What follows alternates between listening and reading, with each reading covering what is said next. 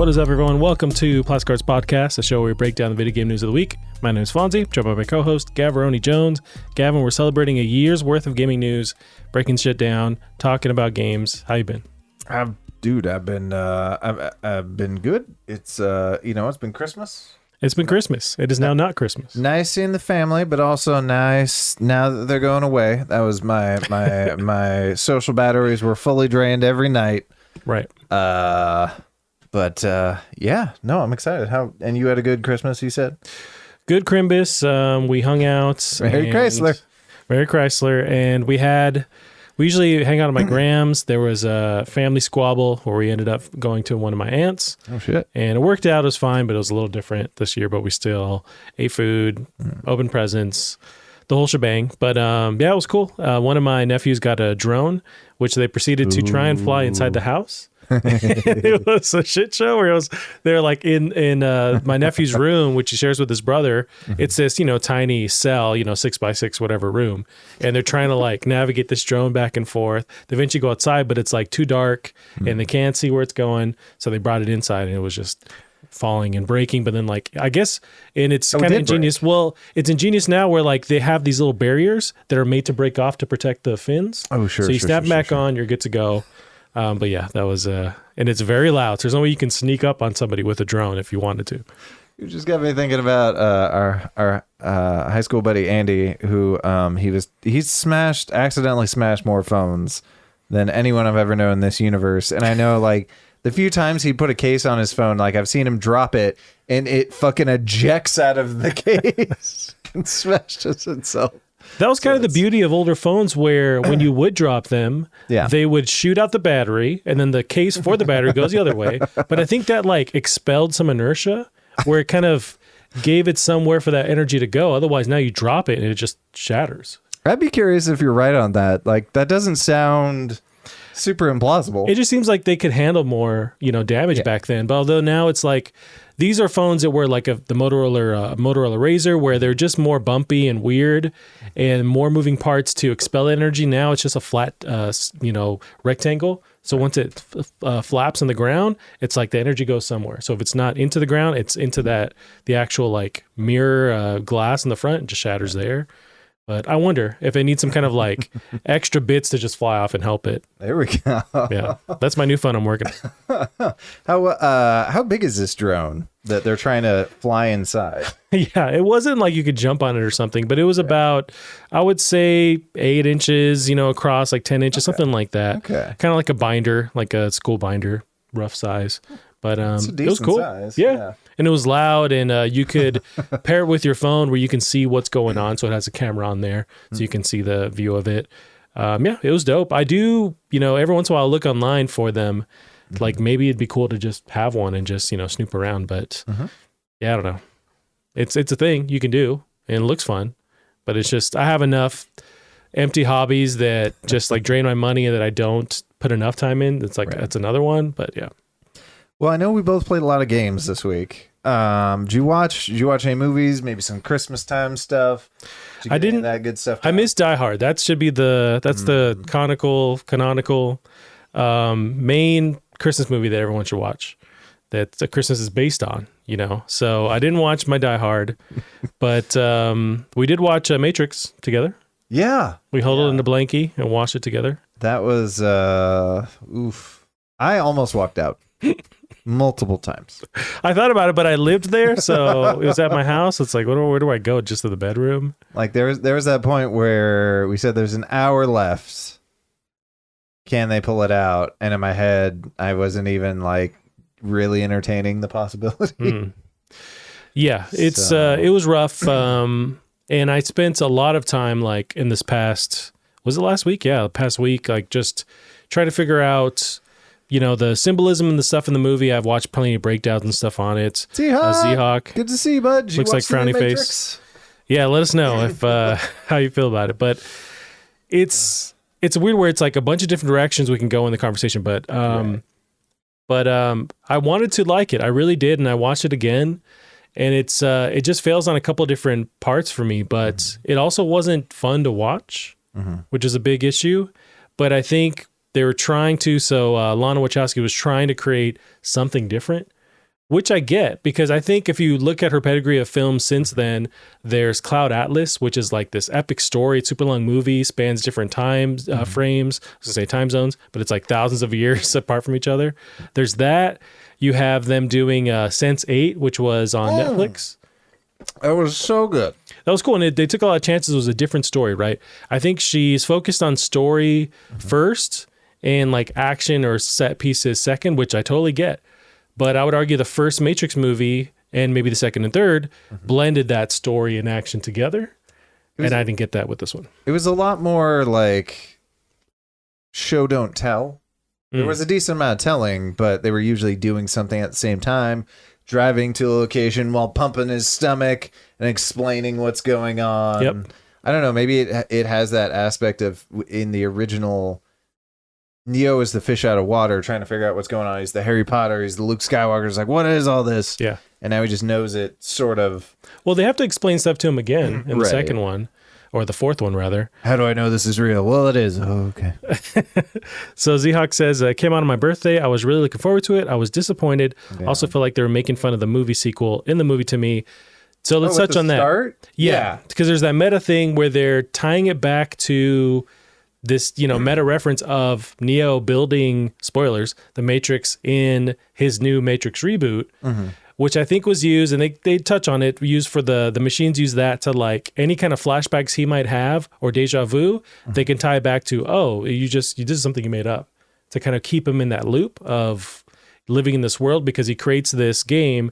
So any kind of inklings he has that maybe this isn't real, he can always tie it back to, and then with the help of the psychiatrist who's the working for the machines, is that, this is something you've created. It's not real, to keep them like locked in there. I didn't mind the meta aspect to it. It was kind of weird, but they touched on like game industry stuff, sort of with like the idea, and then really movie industry stuff, like the idea of reboots. They brought in the Mustard Brother.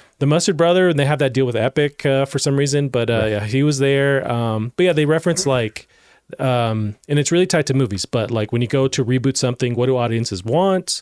How do we fall into like creating something they want to see, but also not those same pitfalls of like bullet time? Like we need a new bullet time. They mentioned that in the movie. That was still so weird that now bullet time is an actual thing.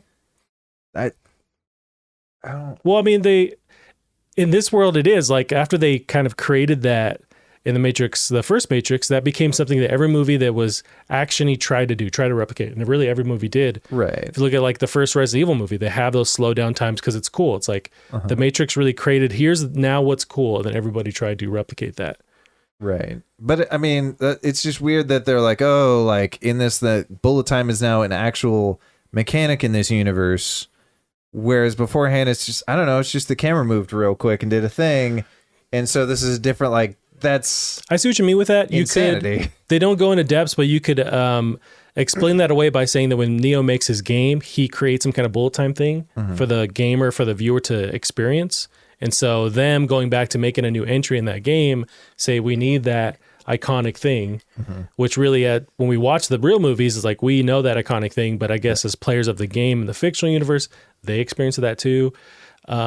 Although I had these more nerdy aspects of like, as the movie's unfolding, he goes into the first meeting with Agent Smith, who we eventually find out, but he's the manager, budget director, and Neo goes off starting saying that I know that the game is over budget, and they talk about how WB wants him to reboot the franchise. Right. But I'm thinking, what is the timeline of their game? So they has a Game Awards trophy for 1999. Right. So the game, at least the first game in their world, which there'd be 3 games, I assume, starts in 1999, and then goes on to 2020-ish. So they've been making these 3 games for 20 years. What kind of games are they? The Matrix games in this universe. They're the Matrix movie? But then how's the game over budget? Like what game are they working on now? Is it just like the DLC stuff that they keep putting out? Oh, I mean, did they say they made 3 games? If they've been working on the same game forever, then I would assume it's 3 because they're telling the entire arc of Neo. Because I think they're pumping. He's pumping his whole memories into this game. So, and they want him to go back and like create another entry. So, I wonder in this world, how long have they been working on these games, and what kind of games would they be? Are they like MMOs where they keep adding these drops to it? Okay. What's the budget now of this game that's been out for a long time? I just wondered, like what do they what was the plan with that? Like, I would love for them to pan over one of the screens and they're working on Matrix Online. That would have been a cool callback. That would have been cool. Yeah. Yeah, the whole thing felt very weird. I think the thing that bugged me the most is the stakes. I could never understand what the stakes were.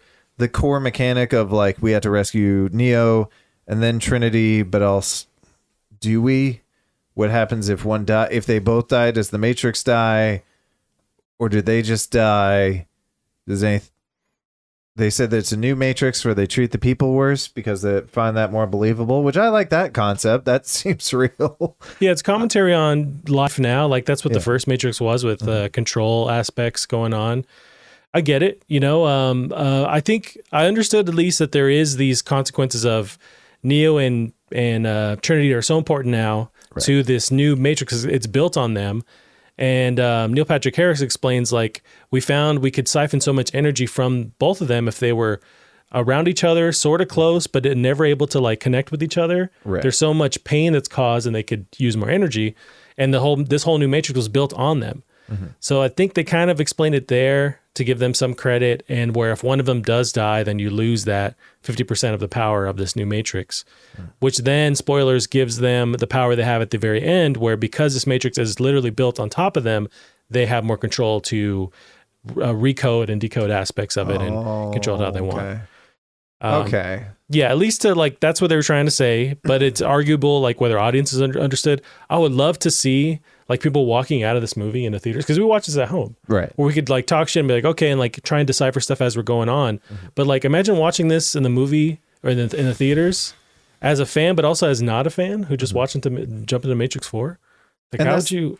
That's unfortunately the shitty thing is you can't jump into this as not a fan. You have to have seen all 3 movies to even be anywhere close to on board. Yeah, I think they could have executed it differently, where if you're not a fan, you can still come in and have fun, and there's still a crazy spectacle and like unique shots. Like that's when we're talking about when we're watching it. I'm fine with them subtracting the action that they did if at least the scenes were shot really well or interesting. They weren't. So if you subtract the action, which a lot of people are going to it for that, and they also use those scenes in the trailers to make you think, oh, this is going back to Matrix. Okay, we're going to expect bullet time and slow-mo and crazy situations. Right. There really wasn't that. So I don't know what you wanted to pull new people in, but it's also, there's a lot of stuff going on, right? So it's also a middle finger to movie reboots. I think that's very clear, like from Lana. She talked about in the movie where it's like WB making Neo make another entry in this property, whether he wants to or not, or whether he's part of it or not. I think that's a direct correlation to her being asked to be part of this, and she can either choose to make something with it, or we do it without you. Right. And I think she chose to make it, and I would assume that she has total creative control to actually even say like, this indirect FU to WB for like making her come back to this. Well, that was the weird thing though. Like it felt shockingly low budget. The CG was didn't have enough time in the render farm. You could see like the cast like at any point in time, it never felt like they had a full city full of people. It was just that handful of people, like the cast. Now remember, they were making this through COVID. They did shoot some scenes in San Francisco, but then they had to halt production. So there's the COVID aspect to it as far as the people populating. But you're right, with the CGI, that shouldn't really affect that. Right. And I think by the end, we saw like really 2 cool shots through the whole thing. That one cool spin kick off the wall. Sure. Yeah, I think... Go ahead. I think Trinity does something cool. She does her like scorpion kick again. There's a handful, if not less than that, where we actually were like, oh, that was dope. But that was about it. Yeah, the motorcycle punch was my favorite. Man, I forget that part. I need to watch it again. I got halfway through my watch through and gave up. But it's tough, man. But I can, as I'm older now, it's like I think I'm better at just letting this thing be. Yeah. And it doesn't spoil my infatuation with the Matrix. Still love it, and I'm even more willing to give it a chance because I love the Matrix so much. Maybe I'll revisit this after a couple of years. It just wasn't what I wanted, but I mean, that's art, man. It makes you feel a certain way, whether you agree with it or not, and it's a thing. I think this is a property that, and I think of like the Star Wars franchise, maybe get it out of the hands of the original creators and give it to someone who has a fresh eyes and a fresh take on it. Say with like George Lucas, he was making those remakes or the prequels rather, with Jar Jar Binks. There was like this urge to like appeal to younger audiences and create something, and then it had more success with once they kind of pulled it away. Look at The Mandalorian; it's dope.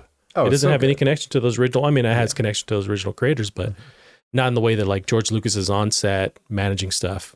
I think it really depends on who's doing it. Like in my head, I was thinking like, I wish this was a situation like with like Mad Max Fury Road.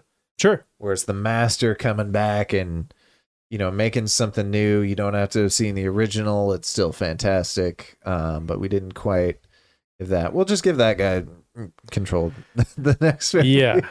That's the thing. I don't think Lana wanted to do that. I think she had this urge. She's had this urge after a few years of, I don't want to make these action-y set pieces. I want to focus on story. And I dig that. And I think that's cool. But at the end of the day, that's not the Matrix, though. Yeah. You have to integrate those together. Like they have to be combined. And it wasn't that. It was more of like, almost to make a point. It's like, I don't want to do that. This is something else. I'm going to tell this different story. That's cool. It's just not the Matrix, though. So I see what you're trying to do. Yeah. And that's great. But yeah, it's interesting, though. And I think at the very least, it succeeds at creating these conversations of, because you mentioned a coworker, it's like people dig it and a lot of people don't. So there's, you know, some polarizing aspects to it. She and I also have very different tastes. And like, it's been a lot of things like where we talk about opposite opinions. Like she was like, you have to watch The Faculty, right? And then I mentioned that to you and you're like, you watched The Faculty and fucking hated it. Or I told her she needed to watch Werewolves Within. Oh yeah. And she watched it and she hated it. And I'm like, maybe she's just wrong in life. Maybe that's her. That's what it is. She's wrong, and she should realize she's wrong. But after The Matrix, I was in a funk. I'm like, I need to watch something I hear you, man. I know is good.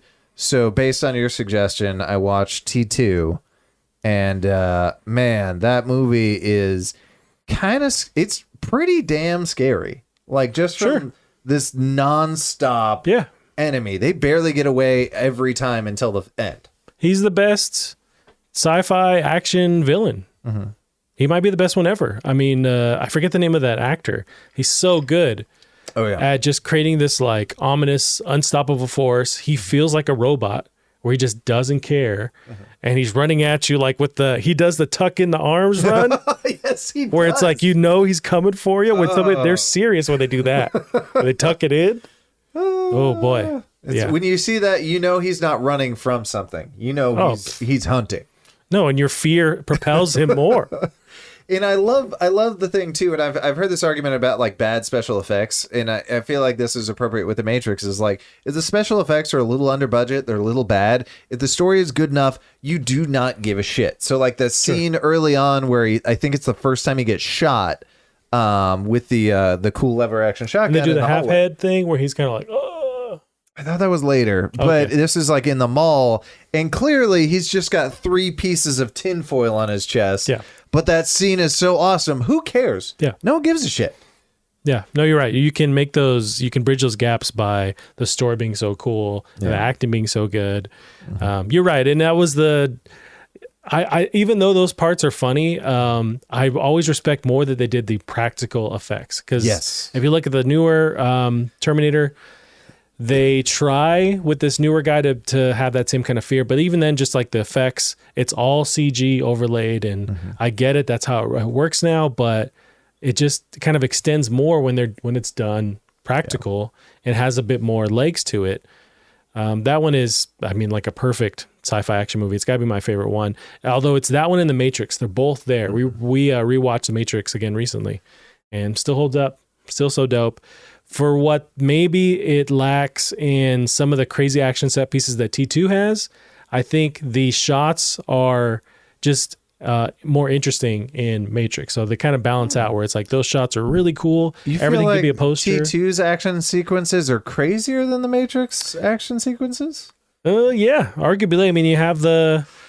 You're going to have to watch this again. I'm going to have to watch them both at the same time and really like absorb them. I just love both. I don't know what I'm saying. I'm trying to find that balancing point, but they're just so dope. They're really if you're good. put them in a time capsule, like those movies you put in there. And I feel like Sarah Connor, who's just an incredible badass, but also she is crazy. And it's not her fault she's crazy, but she does a really good job of playing that character. And like you hear kind of weird like monologues throughout. And like as a kid, I didn't really notice, but as an adult, she's lost it. Yeah. It's all gone. But you're right, where she's lost it based on, for a good reason. She knows that there's this robot war coming and no one fucking believes her. Anytime they finish whatever the big baddie is, every trace of him is erased. So it's like, what can you do? You're going to be crazy in that world. I think that was another thing too, that like this Matrix weirded me out, but like certainly Terminator and then the original Matrix both have this the concept of people can aim a gun, right? And in this new Matrix, no one can hit anything because everyone's coated in plot armor. But in Terminator, like it's a good thing he's a fucking bullet sponge, right? Because the other people can shoot, and same with the original Matrix. Get out the way. So that's true that people have aim when it needs to pertain to the story, and then sometimes then you're stormtroopers otherwise, where you're just shooting around when they need to get away for the story. Yeah. But it's tough, man. But it's a movie. You know, I did watch Spider-Man: No Way Home. That's right. And you like a piece of shit. I did. Watch the ending. No, I didn't. Or you just listened to. I just asked if Teddy Ruxbury would ever tell you the ending on tape or something. No. Okay, well, I just asked if Tobey Maguire was in it. My coworker said she couldn't tell me. Oh, okay. So that's all. But you were very upset. You were very. Yes, man. I mean, that's the whole. Yeah, I know that's the whole thing. Come on. He's got to be in there. I'll be upset if he's not. Yeah, it's a movie. It's really, really cool. One of my favorite. I mean, easily my favorite Spider-Man movie. Up there with like in-game level of oh shit moments. Wow. Okay. Easily, man. Easily. Like you got to watch it where just the level of the stuff they're able to build upon with the history, and just these Marvel characters. I think they nail it. I was just reading a thing online from Benji Sales on Twitter. It's already 600 million profit.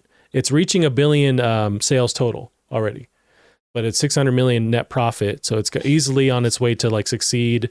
Endgame, it's just like its own juggernaut. So it's a huge fucking movie. And all these movie theaters have been waiting, holding on, like just like Spider-Man holding on with the train in Spider-Man 2.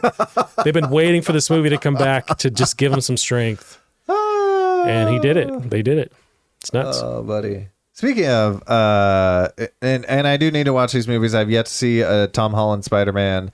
I should just knock all three out in one go. I should knock you out, Gavin. How about that? I know. Jesus. Where was I going with this? Did you watch the trailer for the new Spider-Verse movie? Yeah.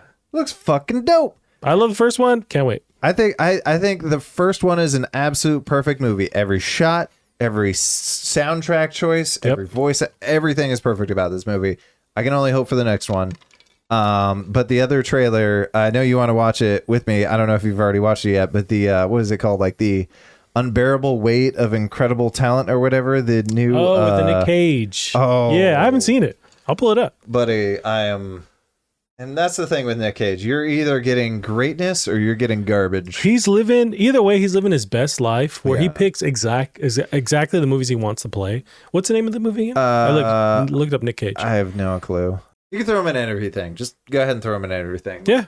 Let's remake Home Alone, but with him instead of Macaulay Culkin. Or just bring back Macaulay Culkin and act like nothing's different, which I believe he said he's totally on board with doing that. He's just a grown-ass man alone. Yeah. Don't change anything. Leave all the actors the same. Just he doesn't have a gun. He's just like, I got to put together some stuff, some DoorDash, leftover wrappers, and yeah.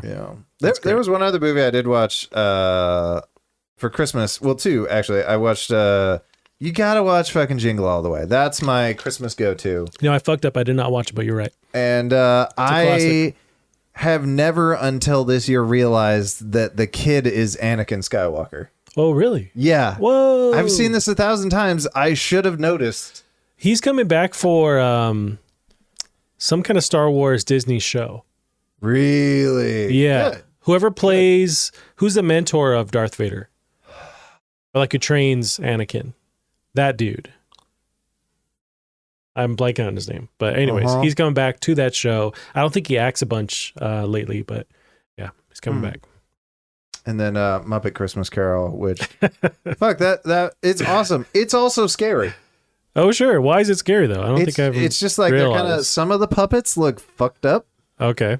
So it's oh, you know what I've never seen? I ended up watching this because it was listed as a Christmas movie. Gremlins. Never in my life seen Gremlins. Same. It's a fucking horror movie. Oh sure, I imagine. I was not aware. Was it horror because those creatures are scary, or like it's created in a scary They're murdering light? people. Oh, okay. They legit are trying to murder the town. They succeed in murdering people. Like there is brutal murders of gremlins, and sometimes creative. Like, and somehow it's PG. This movie's fucked. Although people love Gremlins, and I always think of like as a children's property, but also if you think like they made a sequel to Gremlins, and there's like a female gremlin with like makeup and The stuff. hooker gremlin, yes. Yeah, it's like, okay, I think of that. It's like, oh, it's campy and it's fun, but apparently the first one was not like that. Oh, the first one was really good, but yeah, I guess the second one, to my understanding, the second one ruins any goodwill the first movie had. So I've seen reactions to people like, or like fictional pitch meetings for Gremlins 2. yeah, Key and Peele does a really good There you go. one. Yeah. They're put in context like how wild and like doesn't make any sense. Of course, it already starts off from a weird spot, but like apparently, the people are angry with Gremlins 2 20, 30 years later. But I need to watch that. Yeah. Jingle All the Way especially is like, that's a classic. Oh, so good. You got to have that playing as the kids come down the steps to get their presents. It's got to be Jingle All the Way on the screen. Put the cookie down. Yes. I know you've been playing some Guardians though. Yeah. I was playing before Did you successfully beat it? No, I'm about 45 minutes away from the end. I tried to get a bit more before you got here. I thought I was going to reach the end last night, and it felt that way. But there's kind of like another chapter that unfolds where it's like, okay, we got to do this thing to then go finish the final fight. I really, really dig this game. It's fun. It's dope. I think you're right. I'm not going to, blow it out the ass where it's like, this is game of the year. No, for sure. Let's keep the expectations down, but also they nail a lot of stuff. They make it really, really cool with just balancing the different characters together, the way you feel like you have to manage this motley crew. You have to talk to them, but you want to talk to them. The way the story unfolds, you're kind of gaining everyone's trust and having them, agree to be in this group and realizing all their pitfalls and stuff individually. I guess except for Groot. I don't know what the hell's going on with him, but maybe there's some kind of story arc that he finds. But like everyone has their story arc. The combat is fun enough and engaging enough, especially at the end. You start to really swap all the abilities quickly. Because I was kind of slowly doing that as I was first playing the game. I'm just shooting as Quill, right? Then the game really does incentivize you and like show you, okay, you can bridge off other people, use these other techniques, and they have their special abilities that you have them use with, all the different characters. But towards the very end, which I'm at now, then I'm just like swapping special abilities all the time. I'm using everybody at once and thinking of it as, oh, this is another one of my attacks as using these people. See, I do kind of wish, at least where I'm at with the combat, that it was a little... It's annoying how long the cooldowns were. Like, it'd almost be nice if some of these abilities were less strong, but like, because each character can have like up to 4 abilities, so give each one of those abilities a cooldown, so I'm constantly doing cool moves, or maybe simplify the control scheme so it's like a combo of buttons. But this is one, again, I mentioned this before, trailers and footage doesn't do it justice. You have to see this on your screen in front of you to see how gorgeous this game is. You know what? I think because I was always on the fence on this game. What really pushed me over the edge, even though you told me it was a good game, was watching Digital Foundry. They did their year podcast talking about like the best visually interesting games, the ones that looked really dope. Yeah. And that was high on their list. And they mentioned just how really just crazy the visuals are with ray tracing on or off. Like they go into depth, and I was like, I got to give this one a shot. I was just finishing up Ratchet and Clank, which was also it was number 1 on their list. And I was like, I want to give this a shot. I jumped in and already started to like it because they nailed the cadence and like the characters from the movies, but also creating this new path.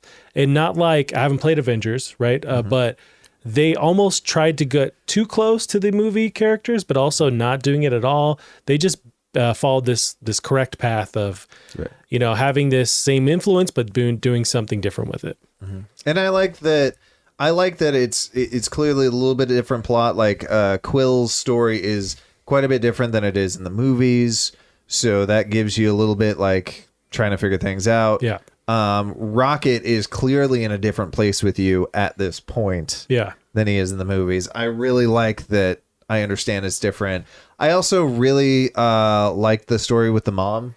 Yeah. That was the flashbacks to her too. Yeah. Yeah. So that was super cute. Drax is as he is in the movies, but like they have more time to flesh him out and understand more of like what makes him the way he is. Mm-hmm. Same with Gamora. You just have more time to like focus on these characters, and that's the thing. They actually carve out the time for you to do that when you're on your ship on not the Menorah, but the is it not the Menorah? No, it's this other 80s character that's well known. I'm blanking on her name. Anyways, on Menorah is the Jewish candle, yeah. Okay. But all I can hear is menorah in my head now. I can look it up, but I forget. And she's like this well-known 80s just like actress. She's dope. She was in Charmed. But what have you done? Okay, let's look at look because we're gonna freak out. So what? Guardians or Gardeners of the Galaxy, as they call it? Yes, Gardeners of the Galaxy. That was a fun one. This is a roundabout way. Here we go. We got the film. We need the game. Well, I mean, I assume it's the same name for the ship in the film and the game. You know what? You're right. What is the ship called? Why are we looking this up? Oh, you know what? Here. Guardians of the... It's like we have the power of the internet, Gavin, where I can search whatever I want. Know. I did like, so far, at least where I'm at, Quill and Rocket are constantly fighting over whose ship it is. Yes, Milano. Not Menorah. It was close, though. Alyssa Milano? Is that where you were going with it? That's who it is. Charmed? Yeah, Alyssa Milano. That's who it's based on. Is it really? Yeah, because he's taken out in the like 80s, 90s, and she's a big character at that time. I do wish we got to hear a bit like the whole huddle up thing. I love that. I think it's cool, but I think like that scene lasts a little bit too long and kind of wrecks the flow. And I'd rather have it be less powerful. And I want to play the songs more often. Like True. Kickstart My Heart, Rick Astley going, like they're all fun. Give me more of that. I think you're onto something because I really dug that, and I was surprised when that happened. I guess I had forgotten from footage. Yeah. But it just feels really cool the way they huddle up around you. Mm-hmm. You can choose what to say. It's just one or, it's one or the other versus with what you say. But I like how you can nail based on what they're saying the right vibe to go with, and you can fail and they're just like, fuck you. And then they go back to fighting and you still get some of those powers. Like I dig that. But you're right, where they can integrate that maybe into combat more and maybe tie the music to that so you still get those cool moments. Yeah. But overall, I dug that whole huddle moment. I thought that was a really cool aspect. But yeah, just a lot of little things that tie it back to the films and make it feel like that it works. Because this is characters that we know of because of the films. And they are tying off of that. They're all they're pulling inspiration from that, but they still do their own thing with it. Yeah. Did you end up playing anything else this week?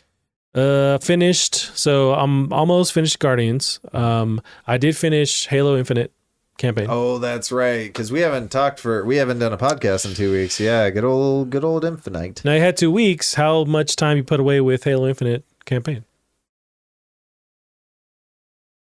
Don't worry about it. Yeah, I don't know what you do. You go home and stare at a wall. I guess you got a family and life and stuff.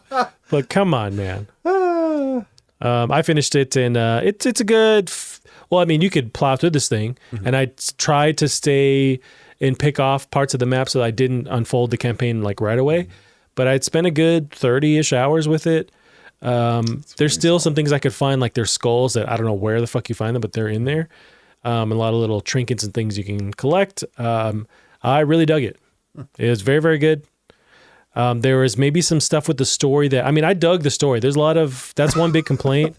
We're watching this warthog just flip around, breakdance. Oh, it just launched all the guys out of it. That's great. Oh, yeah. I love collecting the little dudes to take them with me onto a firefight. Do they help very much? They do. Okay. They do. I would like them to, and I don't think the AI is there yet, but have them drive while I use the machine gun from the warthog. something like that, or have them swoop around, pick me up, like some more controls. They just kind of like go with what you're doing. They'll follow you around too, whether they have a warthog or not. They were cool, especially I was playing on heroic. It's a little bit harder. It's not the legendary level, but I liked having them around to kind of like divert attention, so I could then grapple hook around the map and take elites out and stuff. Now, do they ever survive like a mission, or are you definitely having a restock on your soldiers? Well, I take 3 at a time, and if they die, they die. If they survive, cool. They knew what they signed up for. Yeah. But I don't like I don't go back and bring them and go back to a mission. But they're a cool aspect, and that's just like the original Halo. You have them where they can follow you around. You can pick them up. Somewhat, their AI is smart enough to like follow you around. Sometimes they're not in the world around you. It's just you. But that was a cool little callback and just made it feel not as lonely because there is no co-op in this game. Right. But I really, really dug it. The story, I get that a lot of people complain about it. I actually really liked they're able to flesh out Chief a little bit more. They're able to touch on some of his insecurities, make him feel human, which I thought was really cool. They don't really do that in the games at all. His interaction with the weapon was a cool dynamic, and the trust issues they have. You have the pilot who just wants to get the hell out of there, and his fear and like that cowardice, like he talks about it, they delve into it.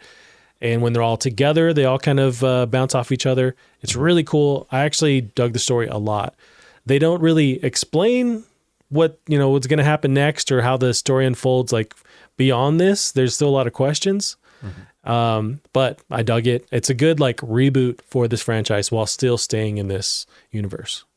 That's awesome. Oddly enough, I ended up watching, do you know Brian David Gilbert? He did the Unraveled series. That sounds familiar. It's a YouTube series. Yeah, he's a very scrawny guy. I think it was for, I forget which website it was for. But it's a really funny series. And he did one of his Unraveleds on the Halo books. So he spent a whole year, and this was in prepreparation for Infinite. Which is this what GameSpot?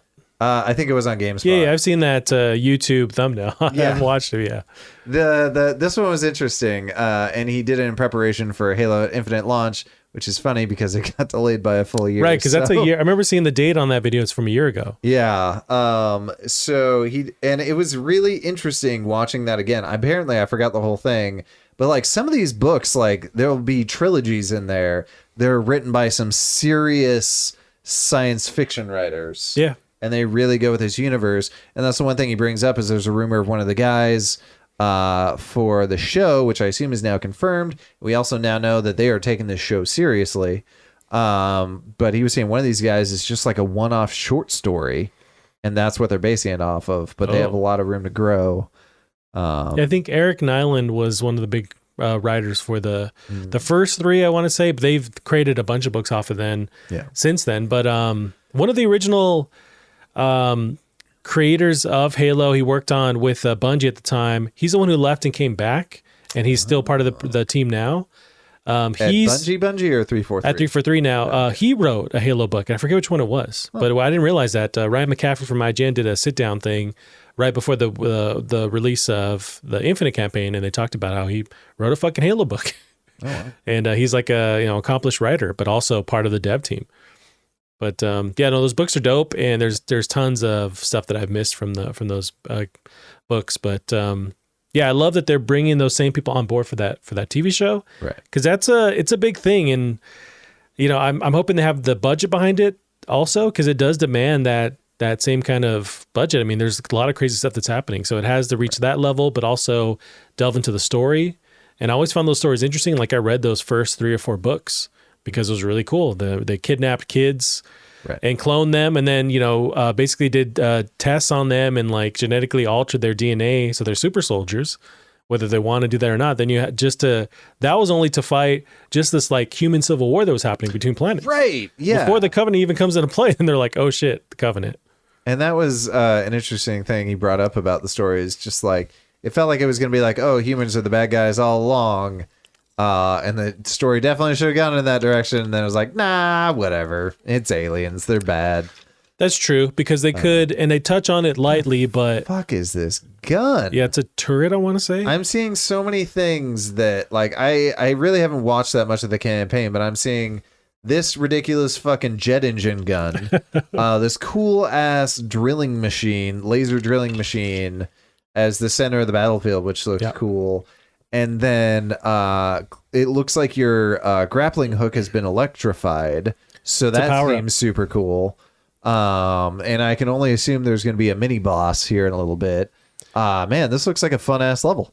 Dude, it's up. This whole game is like this, where it's just these cool sandboxy moments turn to 11. You have all your different tools and different stuff that's around the battlefield that you can use. Yeah. And it's just solid. Like, we're just talking about the story. Like, the gameplay alone is absolutely just some of the funnest FPS, gameplay I've experienced in a long time. I would put this up there with like the newest, most recent Doom, where it's just like that caliber of, I just want to play this. I want to master it. I'm having fun. It's always a little bit different compared to Doom, where it's like just a little bit different of a scenario every time that you die. A grunt's always doing something different versus, a brute does come at you a different way. Yeah. Man, so fun. And it's really cool to just cruise around this Halo ring. Right. Just positive things to say about it. I wonder what they're going to do with the next entry, how they implement it into Halo Infinite. Halo Kart would be dope. Maybe with Forge, when we finally get it, people can create their levels and stuff there too. Keep going. Maybe I convince you to play it again when co-op comes out. Oh, absolutely. Say less. I'm there. You know what? A good segue to this news story that I haven't watched the actual video it's based on. But here's a little snippet. I have some quickfire news I was going to shoot at you, but one of them... Yeah, we got a lot to cover if we're going to play the game. Yes, we'll start off with this first one here. So Halo Infinite glitch enables couch co-op, but could delete your save. So somebody has figured out how to do this, I assume on PC. Yeah, I would assume so as well. But here's the actual clip here. Do they show how to do it, or is this apparently I glitched? Oh, I guess this one shows that it's possible, and it automatically splits your screen too. I see button prompts, so they're at least playing with a controller. I don't know if it's with a console. Yeah. But they're doing it. Huh. So it looks like co-op. The actual Twitter profile, Noble Actual 4, has the original video. I think there's a breakdown of how to do it. But so it goes in detail. It has no HUD. Yeah, sync players no HUD, fobs are broken, story is broken, etc.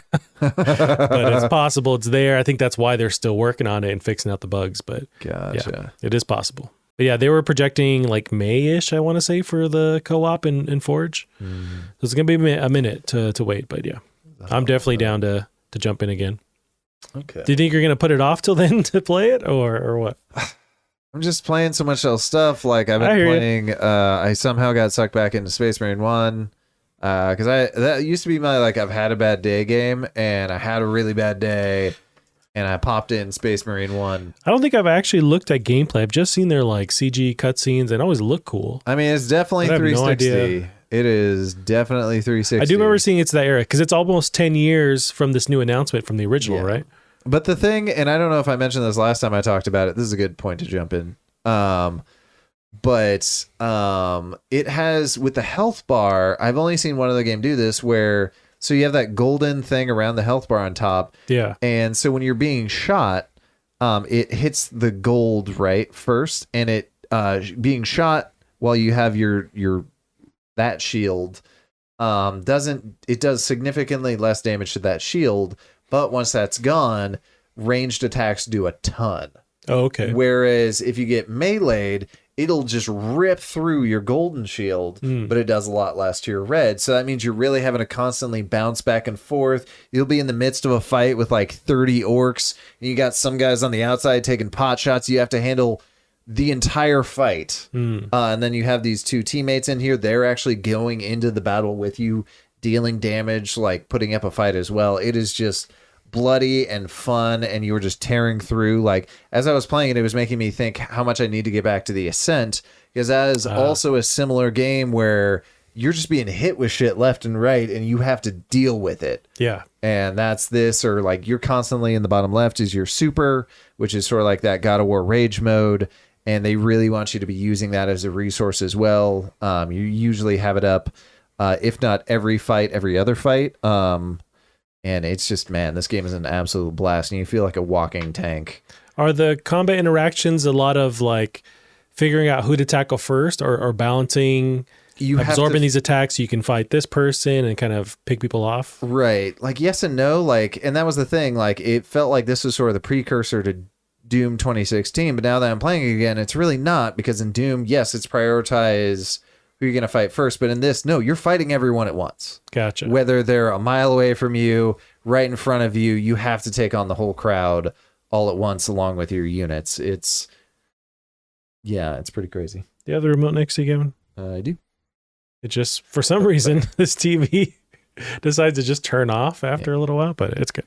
And I do appreciate now, I know a little bit more about that universe, so that plot is a little bit cooler. Did this release on console? Yeah. That's what I originally played on. Like, I wonder 360. why. I guess I assume it was always tied to PC, which is why I never looked into it. But yeah. One other game I want to touch on super quickly, but you should just bring up the footage. Unsighted. And this is one I was watching Mark Brown. He does the Game Maker Toolkit stuff. He always picks one game which had like a really special mechanic that year and kind of highlights it. And he brought up The Lost City, which was definitely one of my favorite games this year. I need to play that for sure. Yeah. But he brought this up as a special mention because there's something about a time mechanic, some sort of ticking clock mechanic, and I know nothing about it. And I'm trying to go into this blind. It's definitely like a pixel art Souls-like, and it is pretty, like, it has the Souls system, the stamina with it, has a lot of stuff. It's a lot easier though. It's a lot more arcadey.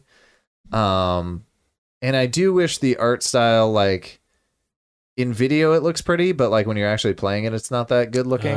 But the soundtrack is awesome. The gameplay is awesome. A lot of the things they're pulling off are awesome. If the visuals are a little more clear, I think it'd be just like a 10 out of 10. But I'm really liking what I'm playing so far. Man, it is just like, it is fun. If more Souls-like were like this game. So there's this Xbox podcast I listen to pretty often now called Defining Duke, and they talk about this game. Okay. Being like a kind of a sleeper hit for this year. It's also on Game Pass. That's why I have it. Yeah, okay. Yeah, I want to try this, and I keep forgetting the name of the actual game that you're talking about. But yeah, I'm a fan. I'm always like an on the fence fan of the Souls games. Like, this where I can never finish them because they're too hard. Is it something that I could approach?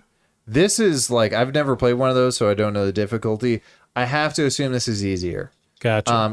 I know in Souls, like you press the button, it's going to take a second for the attack to get out, whereas this is instant. And also, like, your ranged weapon is unlimited. Yeah, I think this would be a bit more approachable, and it's free. So worst case scenario, right? You threw away no money. Although I always say free with Game Pass, really, it's like you got to buy it, but it's like once you got it, we've tried so much stuff, like we've gotten so much value out of it. For sure, yeah, nice. I gotta try this. So this is recommended by you, Gavin. Yeah, nice. Okay, so we got some of the scuttlebutt out of the way. Some quick fire news for you, Gavin. Yes. We're talking about Halo Infinite Glitch. Ubisoft announced Splinter Cell reboot. That was last week. So they're just now hiring for it. So we'll see you in 3 years to actually see some footage of this game. Jeez, yeah. Assuming the pandemic ends now. Add another year, 2 years to that. Yeah, that's true. I think what this might create is, like, I wonder if we have more like cloud development cycles where we have the whole development studio hosted essentially in the cloud. Everyone can log in, get stuff. Because right now a big part of the problem is, like, you're downloading assets and files to your home computer, and you got to pray that you have a good home computer and a good internet connection. Otherwise, you're fucked. Throw it in the cloud. So my buddy Callum, we do the PlayStation podcast, L2R2. So he works with Sumo Digital, and he does IT with them. And he talks about a big deal is that same thing. And so, especially in the UK, they go back and forth between, okay, we have to lock down again, everybody go back home. Okay, now it's safe, we can go back to the office. So it's a lot of that back and forth, getting people's rigs ready for home and also having the stuff at work up to date, making sure their infrastructure is working so they can actually share files together. It's a whole mess, but it's like something that they've all gotten used to doing. But and that's his whole profession now, is like doing that, ensuring that works. So that should be across the board now with all the studios. But yeah, it adds an extra layer of difficulty to what's going on and extra time. And it's nuts. But yeah, so I mean, I would add 3 years, 2 years to that dev cycle, and we'll see how it goes. But yeah, I think they're all dealing with that. Here's another one. Riot Games to pay $100 million after reaching a settlement over gender discrimination lawsuit. So that was last summer.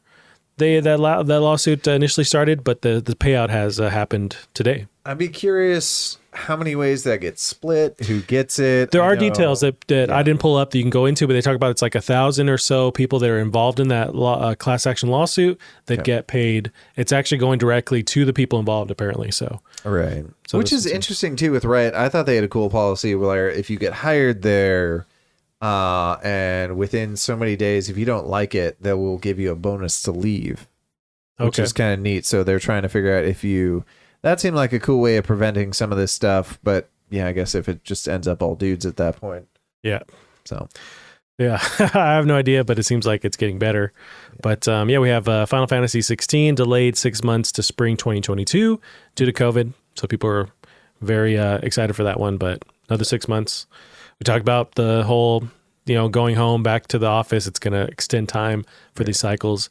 Your bros, Double Fine, they're working on multiple new projects. I wonder if this will be like between Psychonauts 1 and 2, they just put out like a bunch of like random, like fun little games. Brutal Legend. I forgot about, between Brutal Legend and Psychonauts 2. But they put out much smaller games. They put out the one where you're a bunch of like Russian stacking dolls. Ooh. Or that one where it's like a Halloween RPG where you're going around from house to house. And if one's a goblin, then you fight them, and you turn whatever your costume is. Costume Quest. Oh, okay. I roughly recognize that. So they put out a few different things. They put out that point-and-click adventure. They put out a bunch of stuff. I wonder if they're going to... that Elijah Wood game? Was that the point-and-click one? That was more recently. I have no idea what you're talking about. Yeah, he voiced a character, but it's like, very artsy style to it. But this was, I think, before Psychonauts 2, they started the Kickstarter, or before it came out. But he's a character. It's like a well-known cast is in the game, but I just remember that part. But I'd be very curious to know what you're talking about. But I think it is somewhat point and click kind of thing. Huh. Yeah, you're right. Where they've created, a bunch of stuff since then, and a lot of different creative outlets and options. I think they have a lot of. They're really unique to me, where it's like they can do a lot of cool stuff. They have all these different. They're a Swiss Army knife for like what they could really create. Yeah. And they have the budget now of Microsoft behind them, where it's like no more Kickstarter. Whatever we want to do, let's do it. And Microsoft is hungry for this content now. And they have a leg up on the industry now this generation, so go for it. Yeah, absolutely. Nice. So we have another one here. Tencent acquires Back 4 Blood developer Turtle Rock Studios. Also today they announced they're working with Remedy to publish a new co-op multiplayer game. Oh. So that's happening. Tencent is controlling the entire game industry, so that's cool. Yeah, I mean they can have Back 4 Blood, but yeah. But Tencent, people love Tencent, and it's a whole thing. I mean, not Tencent. Turtle Rock is what I meant. Right. I would think more people love Remedy, like Remedy's. Yeah, and they haven't fully acquired them yet. Remedy apparently, so Benji Sales on Twitter online again today kind of quantified. So Remedy's working with like 4 different publishers now. They have a deal with Epic. Mm-hmm. They have the Tencent deal and a couple other fires or coals in the fire, pokers in the fire. I don't know how fire works. But they have a bunch of different contracts with these publishers now. And they just kind of figure out what works with them and create something out of that. But put out one with Ouya and see how it goes. Yeah, Ouya's the one, not Stadia or anything. Yeah, coming back 2022, baby. They're the sleeper hit. Alrighty, Gavin. Do you need to use the restroom or anything before I jump into the news? How you feel? I'm good. If you need to use the restroom, though, we can. I will hold it. I will absorb it into my body. How about that? Now let's jump into some of the changes. It just changed. Oh shit. Let's recap the year of news, Gavin. It's 2021. It's coming to a close. 2022. Everything still sucks, but we had some stuff that happened this year. So we'll wind the clock all the way back to January. So if you remember what happened during January, we're still, positive that the world can change and COVID would go away. I was sure we were getting PAX again, and we did. It happened. People went. Apparently people said it was terrible because there was nothing there. That's awesome. So we have January, some of the big news that happened then. Disney revives LucasArts games for Star Wars and beyond. So they announced also Machine Games making Indiana Jones, Ubisoft's Massive Entertainment, who make The Division, or working on a Star Wars game. But they started to now pull not pull the contract away from EA, but they're now tacking these other devs to work on this entire property that Disney and Star Wars is connected to. Smart move. So yeah, that's starting to happen now. So Microsoft reversed the Xbox Live price increase, Mm-hmm. If you remember way back in January, I do. Yeah. they were going to increase the price. So it was going to be $11 a month for per month, or well, it used to be $10. It was going to be $30 instead of $25 for 3 months, and then $60 for 6 months instead of $40. So it was a kind of incremental change increase. Within a day, they backed off the new pricing, and they also announced that players will no longer need a paid subscription to play free-to-play games on Xbox consoles. So not very long before they're like, oh shit, let's change it. Which tinfoil hat, I put that on when I was like, okay, why even, it's going to be a negative response, so why even announce this unless you're ready to draw it back? I think the thing was there was no drawback if you had Game Pass, because you get Xbox Live for free. So my thought is that they're just trying to let scoot people onto Game Pass. True. But which helps their numbers because they release those numbers, every month or so. Right. They still don't publicize on like MPD, so those sales numbers of consoles aren't released anymore. I think that back from the Xbox One days, because they were losing that so much, they just stopped reporting it. But they're very quick to like show off. Here's how many subscribers we have. So maybe they are gearing people towards that. Right. Makes sense. THPS Remaster Studio Vicarious Visions. They were absorbed fully into Blizzard Activision to work on the COD franchise. They made the Diablo 2. The remaster stuff. Did they do that one? It's possible. I didn't pull it up. I know they worked on Tony Hawk, obviously the remaster, but there's the Bandicoot, Crash Bandicoot. They did that Really? 4 or the remaster, one of those. They worked on that. Yeah. But they're a great studio. They're making that. Seemed like there was some life to THPS. It's not dead yet, but it seems like at Activision Blizzard, it's like all hands on deck for Call of Duty. So, Right. And getting sued right now. Yeah, they're really just the shit show of the industry right now. There's a lot of them, but they're at the top of the list. Right. The Medium launched in January. Mm-hmm. Remember that game? We both played it. I don't think there's anything memorable with that one. I didn't finish it. I don't think I played more than 2.5 hours. I was about the same. That was actually, I did have a list of games that I think we've all forgot came out this year. Ooh, I want to get to that. But I think you've mentioned 2 of them already. Really? Yeah. Pepperidge Farm remembers, Gavin. Pepperidge Farm. So let's move on to February 2021. Blooper Team's The Medium came out. I guess it came out in January or February. I don't know. I'm carrying over these dates right here. I do remember my RTX 2060 was on the goddamn struggle bus trying to run RTX on this. On the Medium? And it wasn't even that much of a looker of a game. Yeah.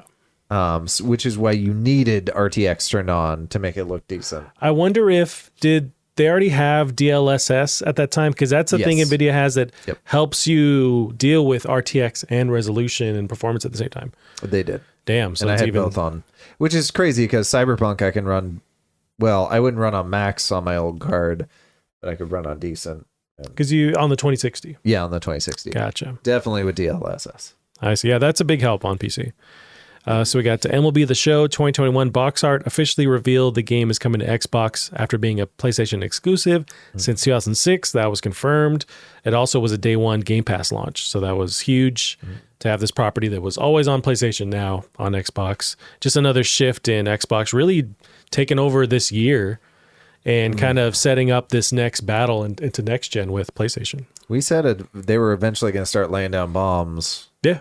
I don't know how long this bombing run's going to go for. But. They're your ex that like went dark on Instagram and were just like working out nonstop to then post those fire selfies. The dump truck. Yeah, we're like, real. Did they go to Brazil somehow and just get this surgery? Dude, and now they're coming in and just coming in hot. So yeah, I can't wait. Stadia shut down their internal game studios in February. So no one cares. Right on the wall. I think it's been a slow writing on the wall. You think with Google, we talk about them shutting services down. I hear you. Yeah. But what's keeping them from not just pulling the plug right away? There's something there where they're still hanging on for some reason. I don't know. But it's been 2 years of going, oh, that's right. Stadia still exists. Yeah.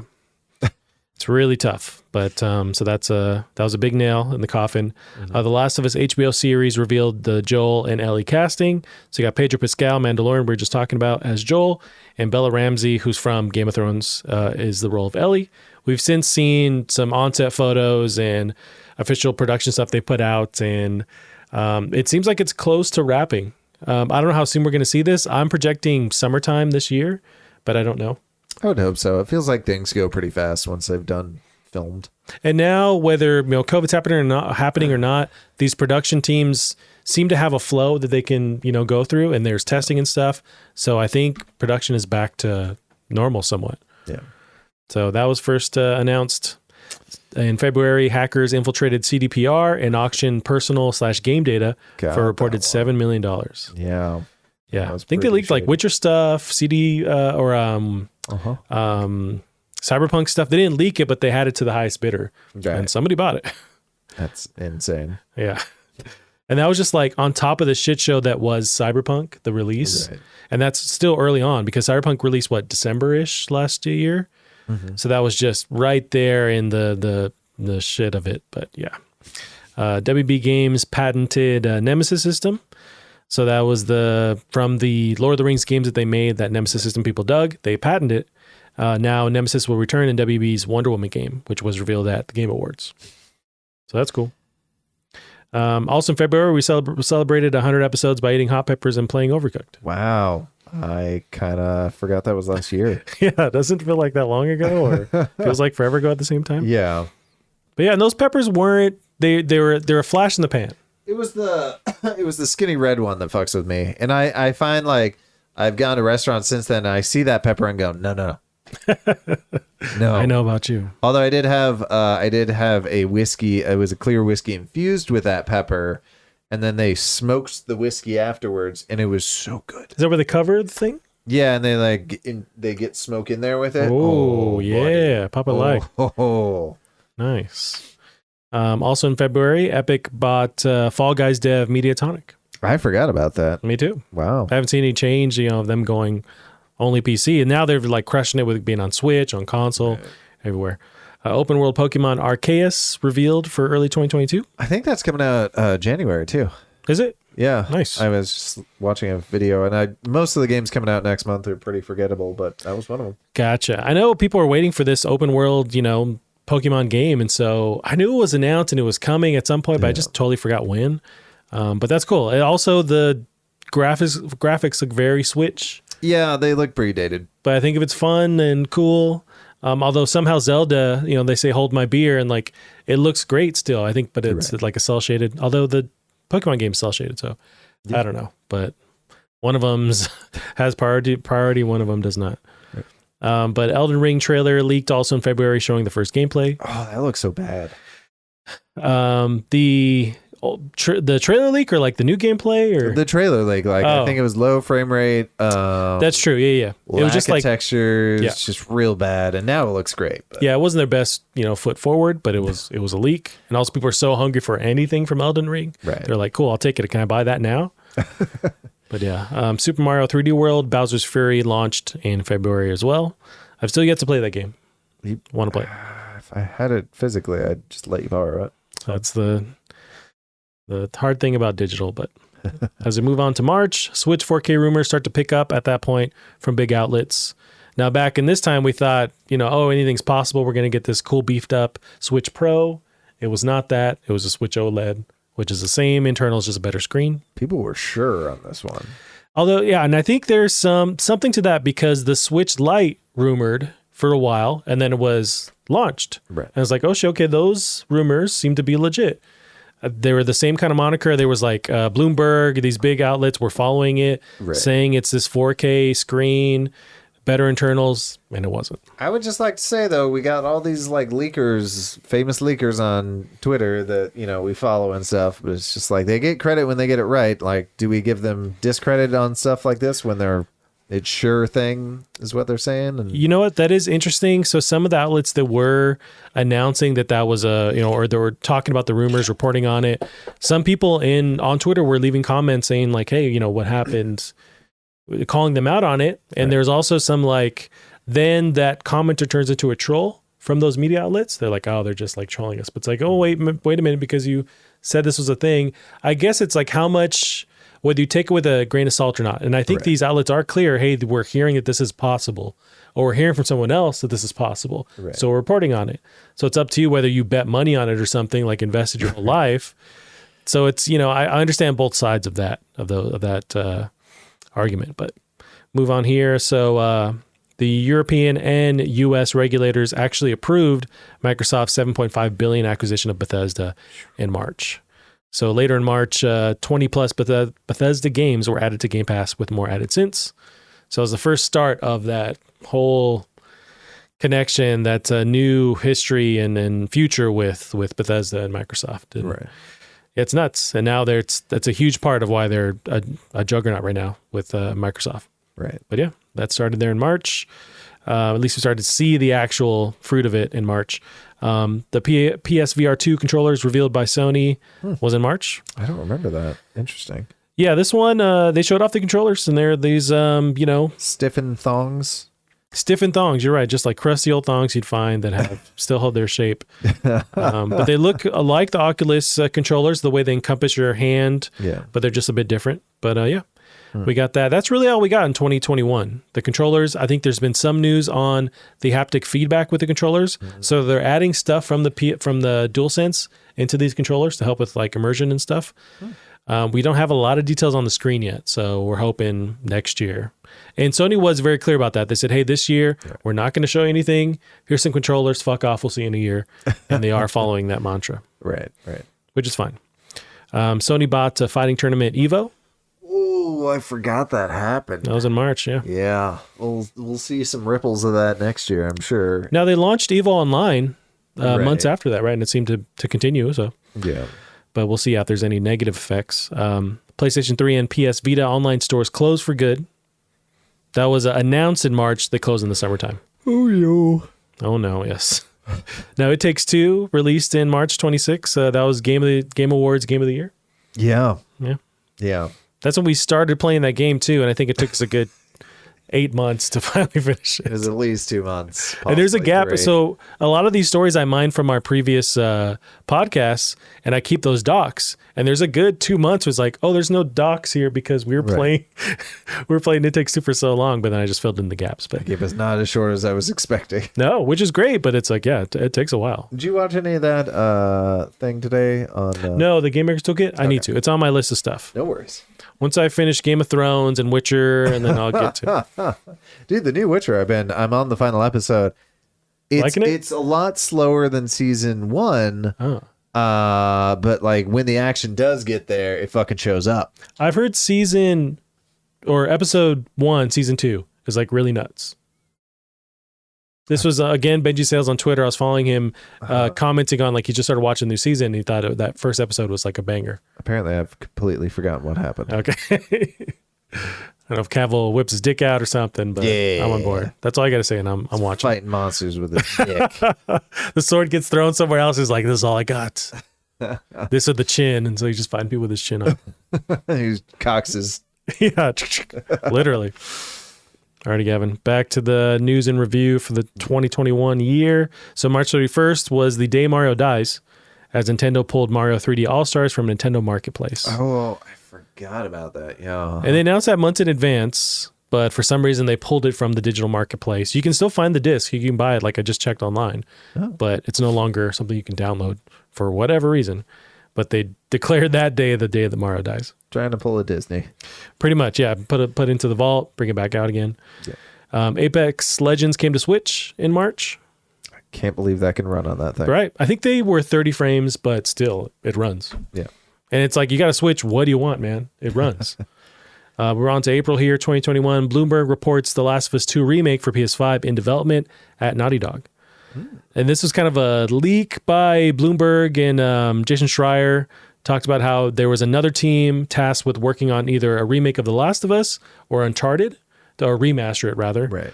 And they ended up switching over to Naughty Dog for them to work on it exclusively. So that's apparently, it still hasn't been confirmed, but that's apparently in the works. This does remind me, one of the big releases for this coming month. I'll finally play it. God of War. It's coming to PC. January. Yeah. Yep. I think it's like early January, the 14th or something. You're finally going to play it. So that's what it takes for you to play these PlayStation games, is that for them to go to PC. Yes. 100%. You know, that little nugget is interesting because I've seen some Steam breakdowns for sales, what's been selling every week and every month. And Halo Infinite's up there. Forza 5 is up there. These are Steam sales. Yeah. So even though Game Pass is on PC, people are buying the PC versions of these games. And this has happened over and over and over again. It clearly doesn't matter. No. I think a lot of people want to buy the game, and you have that PC space where it's not been there. And even though they have this subscription that's like, cool, I'm going to buy the game. So Microsoft is able to just, make it rain. So Sony is finally understanding. It's like, oh, we're not dividing our market or causing any kind of issues. We can still release on PC, still have this PlayStation ecosystem. I would argue you can go the same Xbox route and release them day and date, because a lot of people that love PlayStation or have a console, they just want the console. We want to be part of the hype. Yeah. And their console works, they plug it in, that's fine. They might download an update, but nothing like PC users. Yeah. So it's like, I think those are different ecosystems. And you can still launch on the same thing and not cannibalize your sales. And so Xbox is proving that. Sony's starting to. I think they're still going to wait on a lot of these properties before they come to PC. Yeah. But I think they're leaving money on the table. Just hear me out, Sony/Square Enix. Final Fantasy VII Remake. You can come to PC whenever you want. I think that is coming to PC. I thought it was. Honestly, I thought it was out months ago. And I think, like, we talked about this on the podcast. I believe I said I'd eat a shoe if I was wrong. And I believe I was wrong. It's just hard for me to follow because I just don't care about Final Fantasy. Right. I'm reading right now. This one's supposed to be really fun. Like, even if you don't super care about the story, like, the gameplay is supposed to be a blast. So the PC version of Final Fantasy VII Remake is on the Epic Game Store as of December 16th. So it's there. Oh. So you can play it. Okay. There you go. Sweet. Oh, that reminds me, another game that we were previously playing on Epic, but is now on Game Pass for free. Remnant from the Ashes. We got to jump back into that. That was a lot of fun. Nice. But I still want to jump back into the Ascent first. That was so much fun. Yeah, the Ascent's dope. I do want to give that more of a chance because it was fun. I think it's fun playing with somebody else. Yeah. And same with Remnant. I was having more of a blast playing with you. Yeah. Like on my own, it's easier for me to just kind of back away and try something else. I was definitely having the most fun when we were playing together, and then like high level people jumped in to help us. With Remnant? Yeah. Yeah. Please carry us on your shoulders. Yes. So Gavin, some more Sony news from April. Sony turned down Sony Ben's pitch for Days Gone 2. Instead, has Sony Ben working on a new IP as of now. Yeah. So that's going down. Oddworld Soulstorm came out in April. Also Returnal, Outriders, Pokemon Snap also released that month. You just listed another two of the games you've forgotten about. Yeah. Outriders. Did you? I know you were kind of hyped for it. I played it. Did you I started playing it, and I didn't get very far before I was getting very frustrated with this story that will not stop happening at you. And I just wanted to play the game because the game was fun. Like cutscene kind of situation? Yeah, not just interacting? Relentless and awkwardly cutting into the gameplay. And they were also awkward and poorly written and poorly acted and poorly mocapped. Just stop. Just let me play the game. Yeah. Yeah. I hear you. That sucks. Returnal. I also wanted to be able to play the game, but it was super duper hard. And they've yet to do any kind of baby mode. They did add, this is about 2 months ago, they added a save mode where once you reach a certain part, you can save it. But once you use it once, it is no longer usable within that run. So next time you die, back to the start. What? Yeah. So at least it's something, but damn. Pokemon Snap, which I grew up playing Pokemon Snap, loved it on 64. I just haven't jumped to the Switch version. This was quite a bit different with its like day and night cycle. Things change every time you run through a level. Like that was the previous one was just raw memorization and skill, whereas this is quite a bit different. Gotcha. Yeah. Interesting. I do want to try it. Yeah. But that came out in April. We're on to May 2021. We got PlayStation exclusive Days Gone launched on PC in May. Launch on PC in May, along with announcements that Uncharted 4 and God of War 2018 would land on PC in 2022. So they announced a lot of juggernauts during this time, and it really solidifies PlayStation finally going, okay, we'll launch on PC, as we were talking about before. So big deal there. Biomutant came out in May. It was fun. I didn't finish beat it. Yeah. Oh, you actually did? No, I didn't finish it. It was the though. I played the first 2 hours. That narrator was killing it for me. It was very slow starting off. I wanted to play more. I just gave up. Which is funny because I recently was playing a game with the exact same narrator doing the exact same thing, but it was better. It was I couldn't. Eternal Cylinder. Same narrator doing a Okay. very similar thing, but it's just better. So clearly they did something wrong with that mechanic. Gotcha.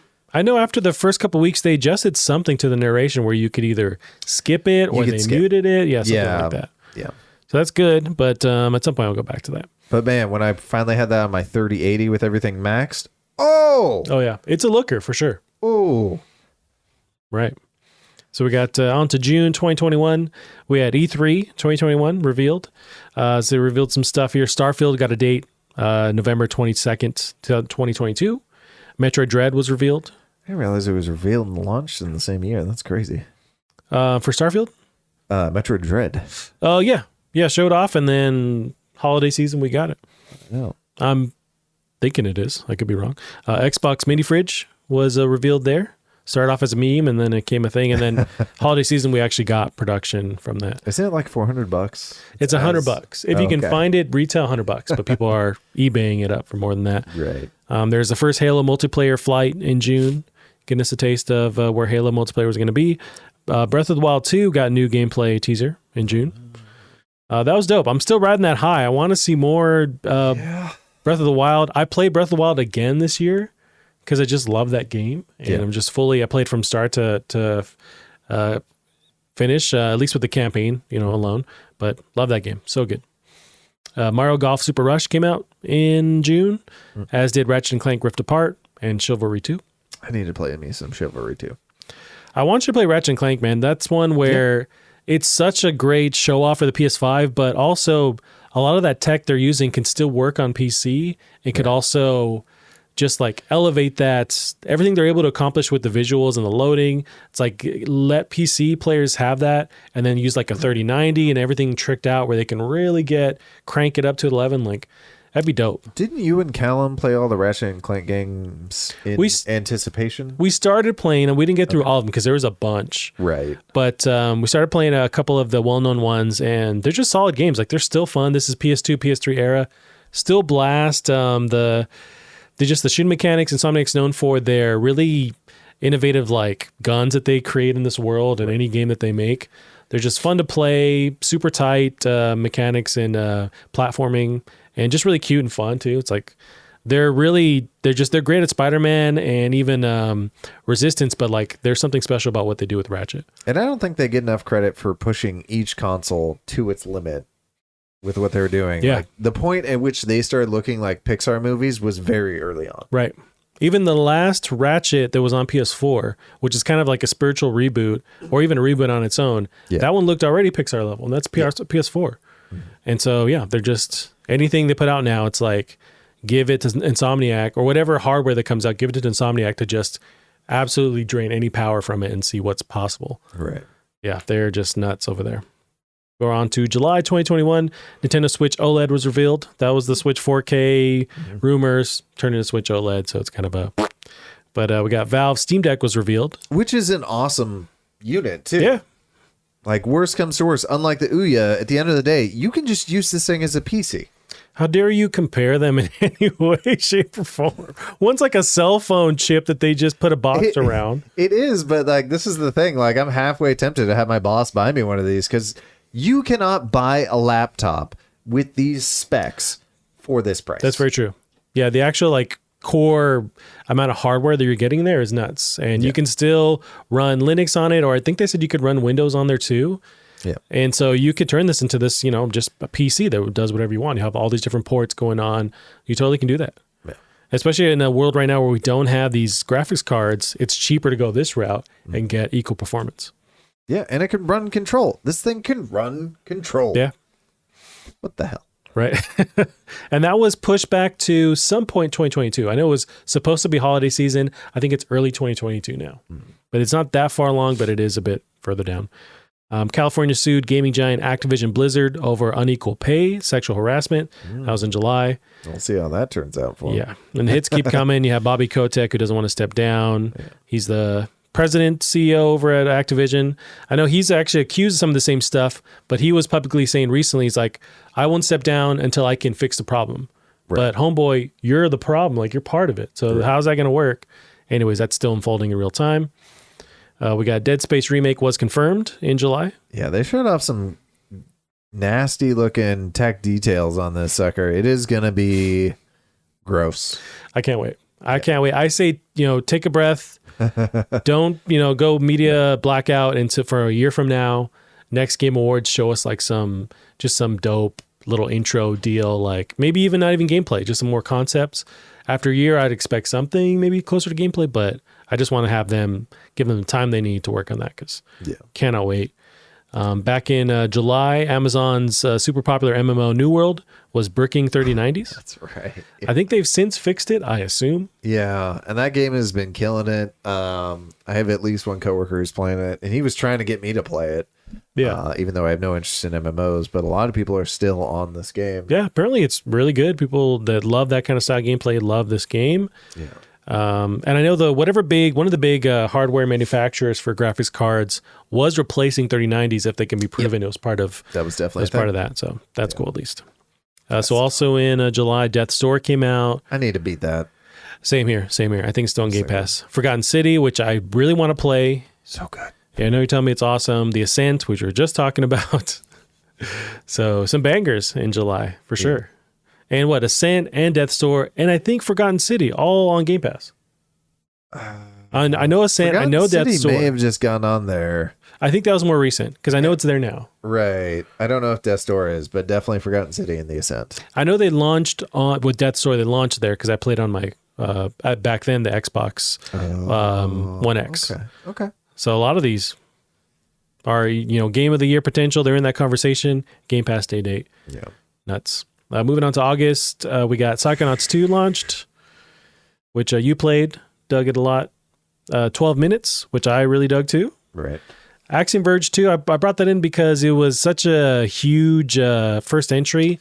The sequel kind of came and went, where it just missed on a lot of stuff. I did not. I was trying to find all the like big name games, small name games that came out. Unfortunately, there's just too many games, so you can't just look up everything. But yeah, Axiom Verge 2, apparently for people who are really into that style of the game, really dug the first one. This one came in to extra dig that itch, so good on them. Yeah. Yeah. Nice. So also in August, the GTA Trilogy Remaster was announced. Mm-hmm. It then proceeded to shit the bed when it launched, all the bugs and whatnot. And Rockstar's issued an apology since. Right. So back in August, China set a 3-hour limit per week for kids playing games online. So it was 1 hour Friday, Saturday, and Sunday. That is all they could play when it was an online game. So that happened. That's cool. No More Heroes 3 came out also in August. I heard nothing about that. Yeah, it kind of came and went. Aliens Fireteam. I think we're only hearing more about it now because it's on Game Pass, which is dope. Right. One more important game, which was an expansion, but Outer Wilds, Echo of the Eye came out that month. Absolutely amazing. Is that when you're right at the end of beating it? I'm not sure how far I am because this puzzle is hard and it's also scary. So like it's really demotivating to like when I get my in the old one, like if I kill myself, that's fine, whatever. But this is like scary and I'm trying not to die and then I die and then that's demotivating. So I almost want to put on, you can put on baby mode. I am tempted to put on baby mode. At least to see it through. And if you've done the majority of it, with your own abilities, no harm in that.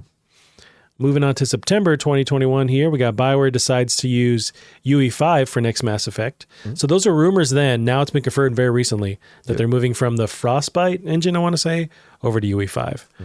So big deal. Should hopefully help with development and bugs, whatnot. We got 343 had its first flight for Halo Infinite multiplayer. So I thought that was earlier, but I guess it's September. So I have that mixed up there. Maybe they just announced it earlier. And I know this one you played, you loved, you tried to get me into it. And I just couldn't figure it out. It might have been, I didn't play it until September because there was like 3 flights, I want to say. Oh, right. There was a flight you couldn't get into. And one of them, I handed you the code on a silver platter. I loaded it on your Xbox for you. Yeah, it was like, download this app. It wasn't though. It was super easy. Put in this suppository. No. I had the game loaded. I had your chair for you and a sandwich. I was like, here you go, Gavin. I woke you up. You had the day off. I can't do it. It's like, all right, man. I'm moving on. We got No Man's Sky gets overwhelming positive reviews on Steam 5 years later. We talked about this when it happened. It's just them coming full circle to having this response that now deserves like what they've put into it after 5 years. And it's really hard to change those that level of reviews or the balance of those reviews from like going from positive to negative and all the different stuff in between. Yeah. So they achieved it, and good on them. Like that's such a great story to the point where you say a game has no man's guide because it's able to pull it, from the depths of the devil's asshole or whatever. And I still think they're making money on it because every time they put out a new update, they put it on sale and it tops the charts on Steam. Yeah. Every time. Yeah. And I think if you own the core game, I don't think you have to buy any of these updates. No. So these are ways to get new players in, and they keep doing it. Yeah. That's nuts. Mm-hmm. Man, what a great story. I want to know how much they've sold total, but I'm sure we can find that info. It's definitely out there. So we got Deathloop also released in September. Uh-huh. That was one I was super duper hyped on. And I haven't finished it, but I've played a good while, and it wasn't scratching the itch that I wanted from something from Arcane. I love Dishonored 2. It wasn't there for me, but I also want to go back and give it a shot and finish it. You're probably, I think you're close enough to the end, but it's definitely one for me. That was my most hyped game of the year. I love Arcane, especially I had to pray. I love time loop games. This should have been my perfect game. Yeah. It was good. Yeah, I wonder because I know there's things I need to do, but with that gameplay, you have to do everything in a certain, in a line or in a route to, finish to actually see the end. And that's the whole point of the story. I get that. But I didn't like having to corral myself into that route.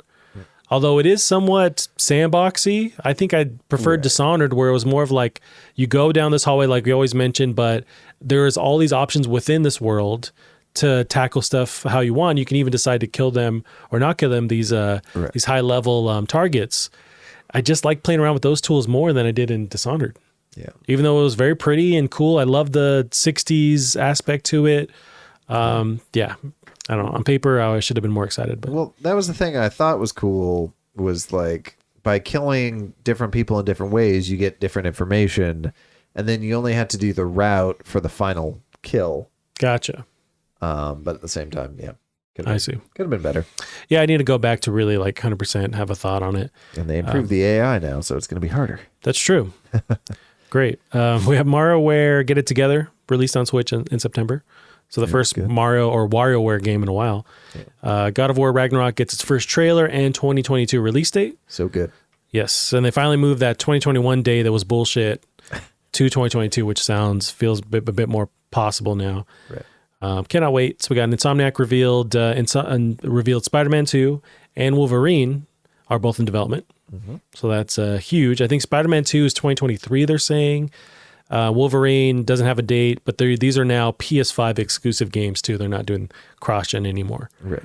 So KOTOR remake was announced for PS5. And I don't know enough about KOTOR, even how to pronounce it, but whether this is the sequel to the first one, but some kind of KOTOR remake. And it's coming to PS5 for a timed release there. Right. But people love that series. Also we're on September now. Judge ruled Apple must allow developers to direct app users to outside payment options. So it's a big deal with the epic Apple debacle in Fortnite and having to be stuck with their marketplace. There's a whole thing that happened in their favor. NVIDIA, I think they're still appealing it. So it's possible. Sure. Okay. They're going for it. Cool. So it's a long road we're going to be on. Yeah. So also NVIDIA GeForce leaks. Reveal potential games in development. This was, back in September. Confirming God of War PC, GTA Trilogy at the time, which we ended up getting those games. But also in the mix of these potential leaks are games we don't know about that are possible, maybe not. So one of them is BioShock RTX Remaster. Who knows? Titanfall 3 was also thrown in there. Cool. Final Fantasy 14 Remake and RE4 Remake. We at least know the RE4 Remake is most likely happening. It's not confirmed yet. Titanfall 3, I think that dev, forgetting their name, they've said they're not working on anything Titanfall related. That does remind me, though, on that, not Corridor Digital, but whatever those people critiquing, like the best looking Digital games Foundry this year, they were talking about Resident Evil 7. Yeah. It's just one of the best looking games out there. I really need to get in and play that. It was dope. I think that's one of my honorable mentions because I played a lot of that game, and I think Steam released some data. Didn't you beat it like 3 times? Yeah. Would you think it'd be higher on my list? But I don't know. It was great, but it just kind of left my brain. But Steam released some data that it was the most completed game on Steam this year to release this year. So more people finish that actual game. I think that speaks something to like the pacing. Yeah. And they incentivize you with the stuff that you can earn once you beat the game, and the different achievements and whatnot with beating it under 3 hours, and the weapons you unlock. So it's like it is fun to go back and play it, even though you know where stuff is. It's still the gameplay's fun. So also in September we got Kenna Bridge of Spirits launched, which is big. I finally downloaded that on PC, so I'm gonna try that after I beat Guardians. I hear it's fun. Yeah, and it looks beautiful too. That was another one on the Digital Foundry's list for the year. Nintendo revealed the Nintendo 64 games coming to Nintendo Online, plus Nintendo 64 Switch controller. That was in September. A big one we got. The animated Mario movie cast was announced, and Chris Pratt is playing Mario, Princess Peach, Luigi, Bowser, and Toad. And he's playing all of them. He's playing everybody. Yeah. There's only one person everyone was upset about, but boy, were we upset. Yeah, Chris Pratt he took the attention away from everybody because he's Chris Pratt playing Mario, but we still have yet to see any, tidbits of what his voice would sound like. There's potential there where he could like blow everyone out of the water. I doubt it, but maybe. Charlie Day as Luigi, though, stroke of absolute genius. Yes. Jack Black as Bowser, he could easily do that. Seth Rogen as Donkey Kong. I don't think he sounds old enough, but he still could absolutely nail it. Fred Armisen as Cranky Kong. Fred Armisen can play all of them, really. He's dope. Yeah. But yeah, so we'll see that next December 2022. But that is a thing. Boy. Moving on to October, almost finishing out the year. Not a whole lot of big news, but this one was, I thought was funny. So a man... Never heard of this. Yeah, this is IGN reported this. So a man uses COVID loan to buy rare Charizard. Federal prosecutors claim a man from Georgia used an $85,000 pandemic relief business loan to buy a $57,000 Pokemon card. And he's in big trouble. Sure. So, yeah. Unless he maybe plan on making more money off of it and paying them off, and there's loan sharks. So also in October, we got Marvel's Guardians of the Galaxy, Far Cry 6, Back 4 Blood, Nickelodeon All-Star Brawl, and Resident Evil 4 VR. And between the two of us, we played 3 of those 5. Yeah. You played Back 4 Blood. I've played... Couldn't get past the first mission because it wouldn't match me with anyone else. That sucks. And I have no desire to play it, so I'm leaving you out on the... Yeah. On the stretcher. I just downloaded RE4 VR and had to buy a fucking Oculus 2. So I need to sell my old one.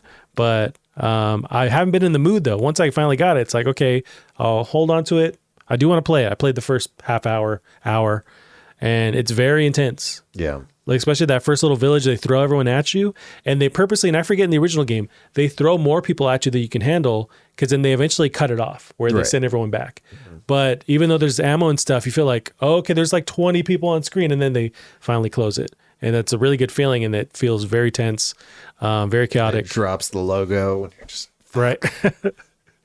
Which that reminds me of the logo drop. That's now a goal with every big game lately, is they keep that title sequence further and further into the game before they show it. Yeah. So Marvel's Guardians of the Galaxy, I've been playing it, and you play a whole like full level before they show you that title sequence. At what point do they drop? I don't remember this. What point do they drop the logo? I think it's at least 2 hours into the game. It's quite a while. Is this after you've been arrested? I forget. But it's a very long point where you're like, oh shit, okay, I forgot what I was even playing. I haven't seen the title sequence. And then Ghost of Tsushima did that recently as well last year, where they waited a long time. When they showed it's really beautiful. But I keep wondering, like, how long are we going to push it? Where you beat the game and then you see the title sequence, or the DLC comes out and then the title sequence. I don't know. We got to plant the seed in the It Takes Two guy's head. Yeah. He'll do. 10 years later, we release the in title the sequel. Right. That's when that'd be the ultimate mic drop. So moving on to November here, Netflix streaming game service launch in the US. It's just mobile games now. It's like, I think Friday night, but God, what's that one with the kids and they fight the ghouls? And it's a big Netflix show, Stranger Things. Yeah. Got a mobile game port. So right now it's that, but the potential is maybe some big game streaming there. We got Uncharted, got its first movie trailer. They showed off a picture with, what's his name, with a mustache. Yeah, it looks bad. I haven't actually seen it. But okay, I'll pull it up. It's very weird. It's Sully. What's his name? Mark Zuckerberg? Nope. Mustache. Like a Tom Selleck mustache? There we is what go. you're Mark thinking of? Wahlberg. There we go. There you go. Yeah. Well, even Tom, that must be from a different That movie. has to be photoshopped. Yeah, but the one I keep seeing is at the top right. Yeah, That is and he's got this stash here. It just, I mean, I don't know. Yeah.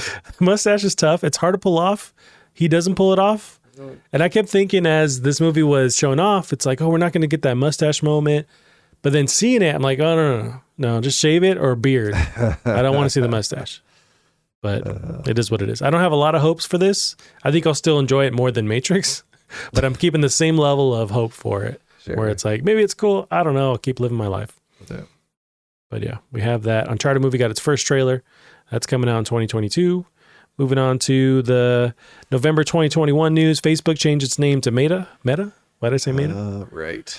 That was the whole thing, which now Oculus has their branding as Meta and not Oculus anymore. So that's really dumb. The metaverse. Yes. So all Cyberpunk 2077 updates were delayed to 2022. That was announced in November.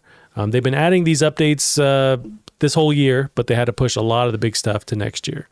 So a full-blown extra year to like kind of put the nail in the coffin on this game and just like finish it, quote unquote. We got the GTA Remaster launch with a ton of bugs, and Rockstar issued their apology. Skyward Sword Remaster came out in November. I hear it was good. Yeah, I have no desire to play it. Yeah, but neither do I. If it's on sale, which it never will be, then I'll play it. I should. It's the only console Zelda I haven't beat. Yeah, maybe just for that point alone, to like, where does it fall in your full list of console Zelda games? Now moving on to December, very recently, we're in that month now. Final Fantasy halts new sales of game due to server congestion. So this is Final Fantasy 16, something like that. It's the big online game that they were able to do the No Man's Sky before No Man's Sky, where they pulled it around. It was originally The Realm Reborn. Yes. So and they released the final update for it. So this is the end. I think you're right. It's an MMO with a beginning and end story, and reviewers are super happy with it. I've been hearing super positive stuff. Apparently, they had to halt new sales because the servers were so congested that they couldn't actually supply. Like the wait times were so long for like new players, any player to go in. So they had to halt it so that at least players that already are in that world ecosystem, because you pay per month, I guess, to play it. At least they could actually succeed in finding a game. But it's just on paper, it's so nuts to have a game that's so successful. They have to stop people from buying the game so they can still exist. But there's the grapes thing. Have you seen the grapes? So people are angry about the really low res grapes that were in the game. So they put out an update adding more roundness to them, but it became a meme. So I did not see that. Yeah, let's look it up here. Oh boy. It's kind of like the puddle in Spider-Man. Oh, that's a big deal. Yes. Oh, those are whoa. So I mean, they're bad. Oh, okay. They are bad. But if you're not, I mean, if they're not in like a cutscene or you have and you're moving around looking at other stuff, and I don't know how close in game you get to them, but they are very low res. But is it like, I want a refund? No, go fuck yourself. They look bad? Yeah, they do. Do we have an after photo here? Somewhere. I have it pulled up in the thing I was just looking at, but they just make them 2D. A grape reborn, somebody called it. A grape reborn. Oh boy. Oh, Bug Snacks, they added that same texture to their game recently. Oh, like God bless them. A little fuck you. So here we go. We got some roundness to them now. Okay. So they still have the same basic shape, but they're a bit more polygons involved. Yeah. Not that many more polygons, but yeah. Yeah. All right. But found that funny. It hasn't stopped people from trying to buy it. So now this is very recent. Stalker 2 reversed their course on NFTs. If you remember a couple weeks ago, they announced this was pre-game NFT stuff where you could buy and trade with NFTs these various things. One of them was you could buy the ability to have your likeness in a game, and that was somehow an NFT.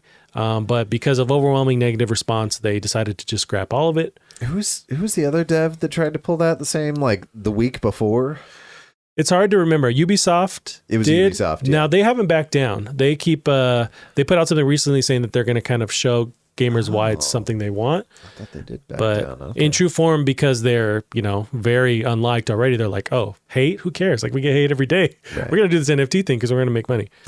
But it's just very interesting because I have no dog in the fight with NFTs. Right. But it's something that I'm interested in and I watch from afar. But what I find more interesting is overwhelmingly it's all super negative. We talked about it before. It's all very, very negative. Unless you're in your crypto bros, as they call them, where you're in that world, then you spin it to where it's always positive.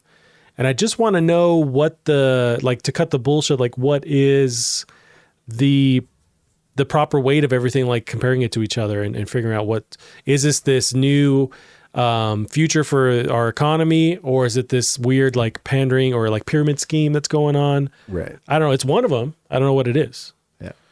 But it's happening and it's trying to be implemented into games. But anytime it is, people are like overwhelmingly negative. Oh, buddy. So maybe NFTs can fix my speech ability. Yeah. Alrighty, Gavin. So we got Stalker NFTs, no longer a thing. Moving on to the Game Awards. Some big things from the Game Awards. Quantic Dream announced their Star Wars game, which we'll see in 10 years. That's true. Yeah. WB has their Wonder Woman game announced. We got some Suicide Squad game footage. And then It Takes Two got Game of the Year. Yeah. Big And old he deal. didn't pull anything crazy on stage. A little disappointed. He pulled in pecs, let me tell you. Those things were locked and loaded. Yep. The tightest shirt possible. He's how he makes this game, just doing push-ups on a keyboard. Apparently. Just intimidating the developers until they get their work done. Yeah. All right, Gavin, let's move on to the best 5 games of the year. Okay. Now, I can read off some of mine. We'll go one by one, and if you have one that's the same, cool. But we talked about before, Right. It Takes Two is Are we starting like your number 5 or your number 1? I didn't assume we put should them in start- order. So I Okay. just put 5, but it's up to you wherever you want to list off. Do you want to go with your 5 ranking? I would go with my 5 first. Yeah. If you don't have an order, then yeah, that makes it. It kind of throws it all out the window. But let's go with your order then. So my number 5, The Ascent. Honestly, Ooh. I had a blast with this thing. I'm coming back next year. Co-op or no co-op, this game is fantastic. Yeah. I think the visuals do a lot to pull me in, and then it's the actual shooting mechanics that are really fun. Yeah. But yeah, it's very visually stunning, and I want to play more of it. But it's really cool to just jump in co-op and play there on PC or Xbox or wherever. But yeah, And absolutely gorgeous. right. That's a solid game. So I don't have a 5, but I guess you know what? I'll go. Yeah, I did break this down in kind of relevance. Okay. So my 5th would be Marvel's Guardians of the Galaxy. It's right up there where it's like not going to blow your hair back, but also it kind of blows your hair back a little bit with the story stuff, the way I cared about these characters. I think they succeeded on a lot. And I just love this world that they created. I want to see what happens in a sequel. I'm hoping they made enough to make a sequel. Yeah. And I really dug everything about this game. I'm almost at the edge of beating it. What's your number 4, Gavin? Number 4 is The Forgotten City. Came out of absolutely nowhere. I went in knowing nothing. I love time loop games, and this is very compact. It's short, but it's got a really well thought out story based on a lot of history and religion and just creativity. It's super cool. Everyone should go play it. It's on Game Pass. Go play it. Yeah, that is. I'm making a list of these games that I need to chip away at either before this year or at the beginning of the year. Forgotten Seed is one of them for sure. Right. But that is definitely on there. My number 4 is Valheim. I kind of forgot about this game, but I played a ton of it when it came out early last year. It really absorbed a lot of my life, and there wasn't a lot going on. It was heavy shutdown at the beginning of the year with our coffee shop, so it was just like nothing to do. So I was playing a ton of Valheim. And when I got home, more Valheim, and so it was a thing.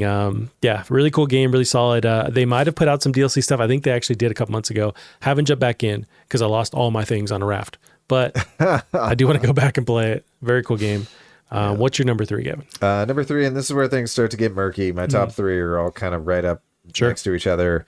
I'm gonna put It Takes Two. Oh, But that being said, these are my top 5. This game is amazing. It gets all the credit it deserves. Amazing. I wonder if it's kind of it hurts itself a little bit with the fact that I think you need to play this on the couch with someone. Right. You have to have, and it's a long game, and you physically have to have someone next to you. Yeah. It's tough, but if you have that, it really succeeds. You can still play online with someone and Skype and whatnot. It's like, you can totally do that, and it's still going to be fun, but it's like there's something about sitting on the couch with someone and working through puzzles together and experiencing the moments together. It's a really cool game, but top 5 easily, top 3, for sure. 3.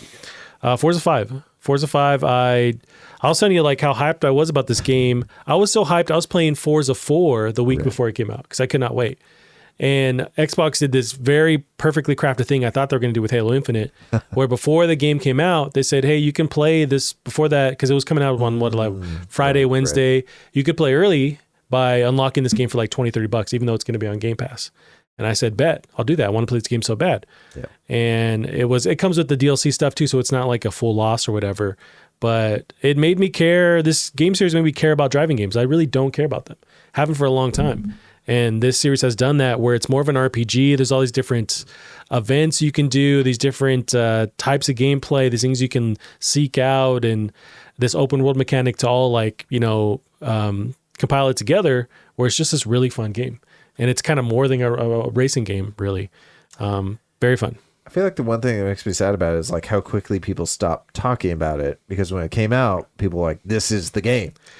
It's tough. I think it's something I wanted to, but if Microsoft waited a little bit longer on dropping that multiplayer for Halo Infinite, because they dropped it a week after Forza. Yeah. And those are two games where it's like, I want to play both of them. But as soon as Forza or Halo Infinite dropped the gameplay or the multiplayer, I jumped right in, and I haven't been back. Because then after that, then Infinite Campaign came out. And so it's like, I want to go back to it. But they still have DLC that'll come down the line that I'm sure will get everyone back in. But great game. Great game. What's your number 3?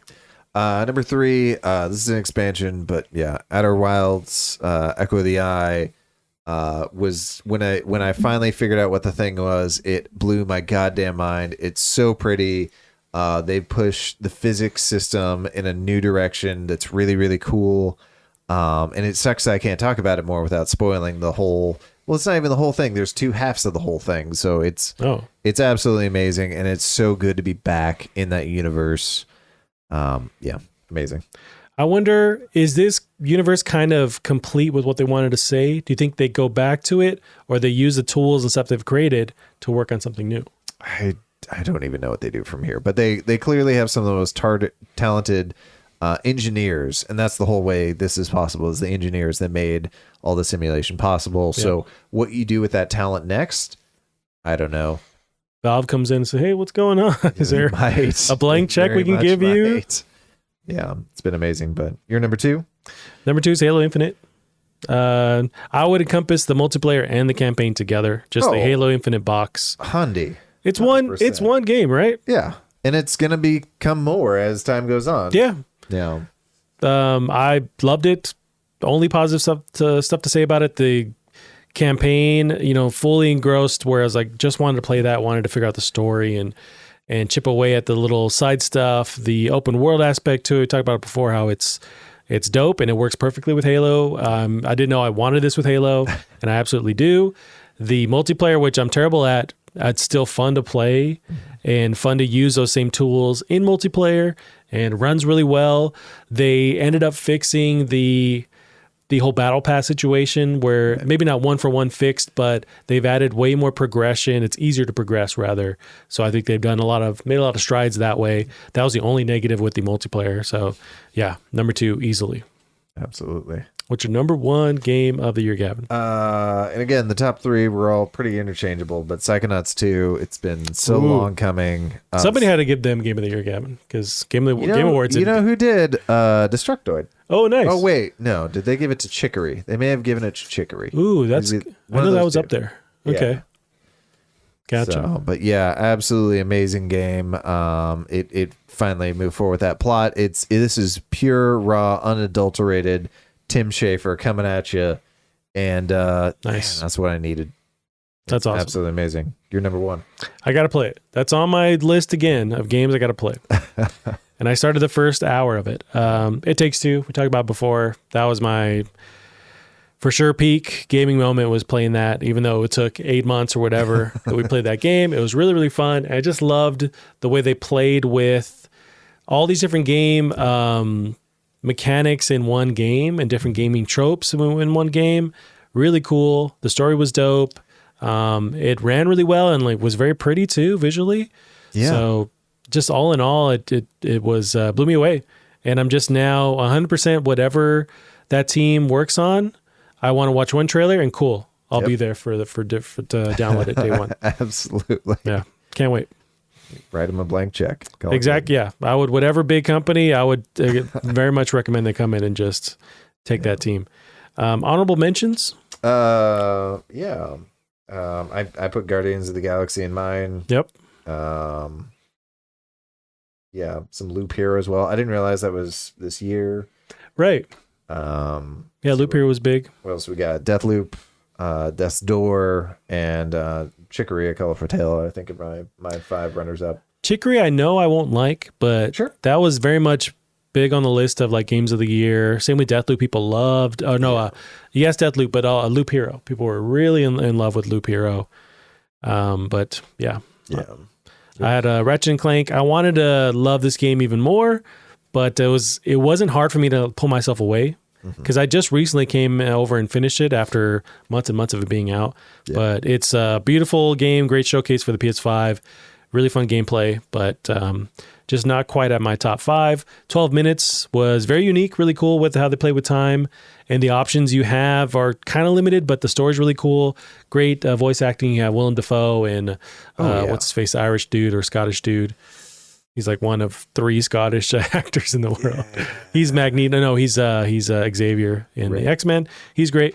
And then Ari Village. You're right. I played it like 3 or 4 fucking times.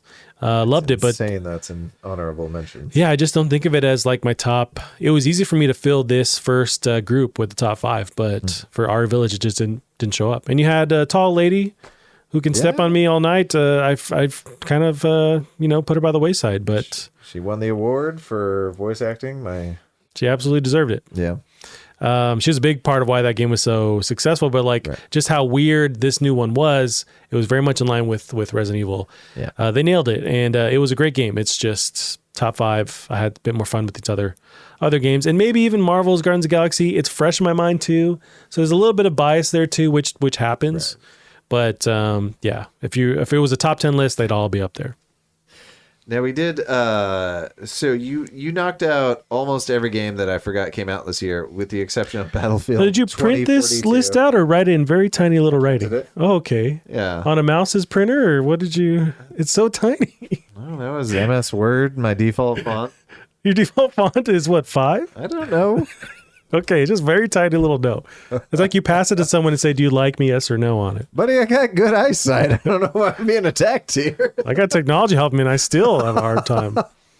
What's your I think one last important thing that might be good to add to this list is games that maybe we started this year that really resonated with you and that you're gonna finish this coming year. Do you have anything? Many of the things that you mentioned, like. Man, you mentioned Psychonauts 2. Want to finish that. Deathloop, I want to finish that. It's Forza 5 on there. Forza 5. I haven't actually, I don't know how you finished the game, but I played a bunch of it. Right. But there's many games on this list. Returnal, I want to go back to. Some of the ones you mentioned that you had a blast with, I want to go back to. The Ascent, one of them. Yeah, so it's more games that I need to go back to than games that I've completed, for sure. Mm-hmm. What about you? I think the 2 I had, because I know I'm not going to come back to most of these, but the 2 I had are The Ascent. Apparently it's not even that long. It's like 15 hours. Okay. We have no excuse. Yeah. And then Chicory, Colorful Tale. That one, I've been people that play it are just trying to get everyone to beat it. Because it's that good. I know it deals with heavy elements of mental health and stuff like that. Okay. So it's sort of like, what's that one game you play, the platformer? Celeste, where the snore kind of sneaks up on you. Yeah. And then it gets you. That one is very special to me. I love that game. Yeah. What year did that game come out? Whatever year that is, that's game of the year. I have no clue. You know what? Every year, the game of the year is Celeste. How about that? Well, I mean, if that at that point, mine is Outer Wilds. It's been my game of the year. I thought about saying for game of the year? It's Game Pass. Yep. Sure. Just get Game Pass. Get Game Pass. And you have access to all this stuff, these bangers. Yes, some things you're going to miss out. There's Eternal, blah, blah, blah, Ratchet and Clank. But so many great games on Xbox. If not when they release within that year, it's nuts, man.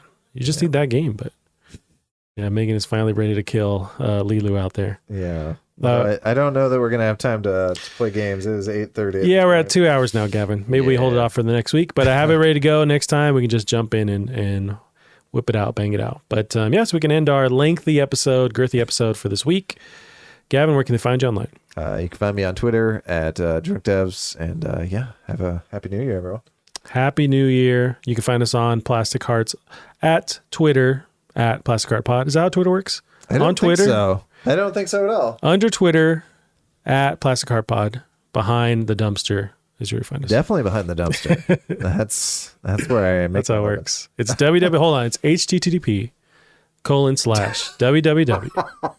Just listen. 503. Is it not HTTPS? Are we not connecting securely? Okay, if you're doing that, then we have to go into this. But if you're using Linux, alrighty, we'll end it there for the week. We'll see you guys next time. Bye-bye.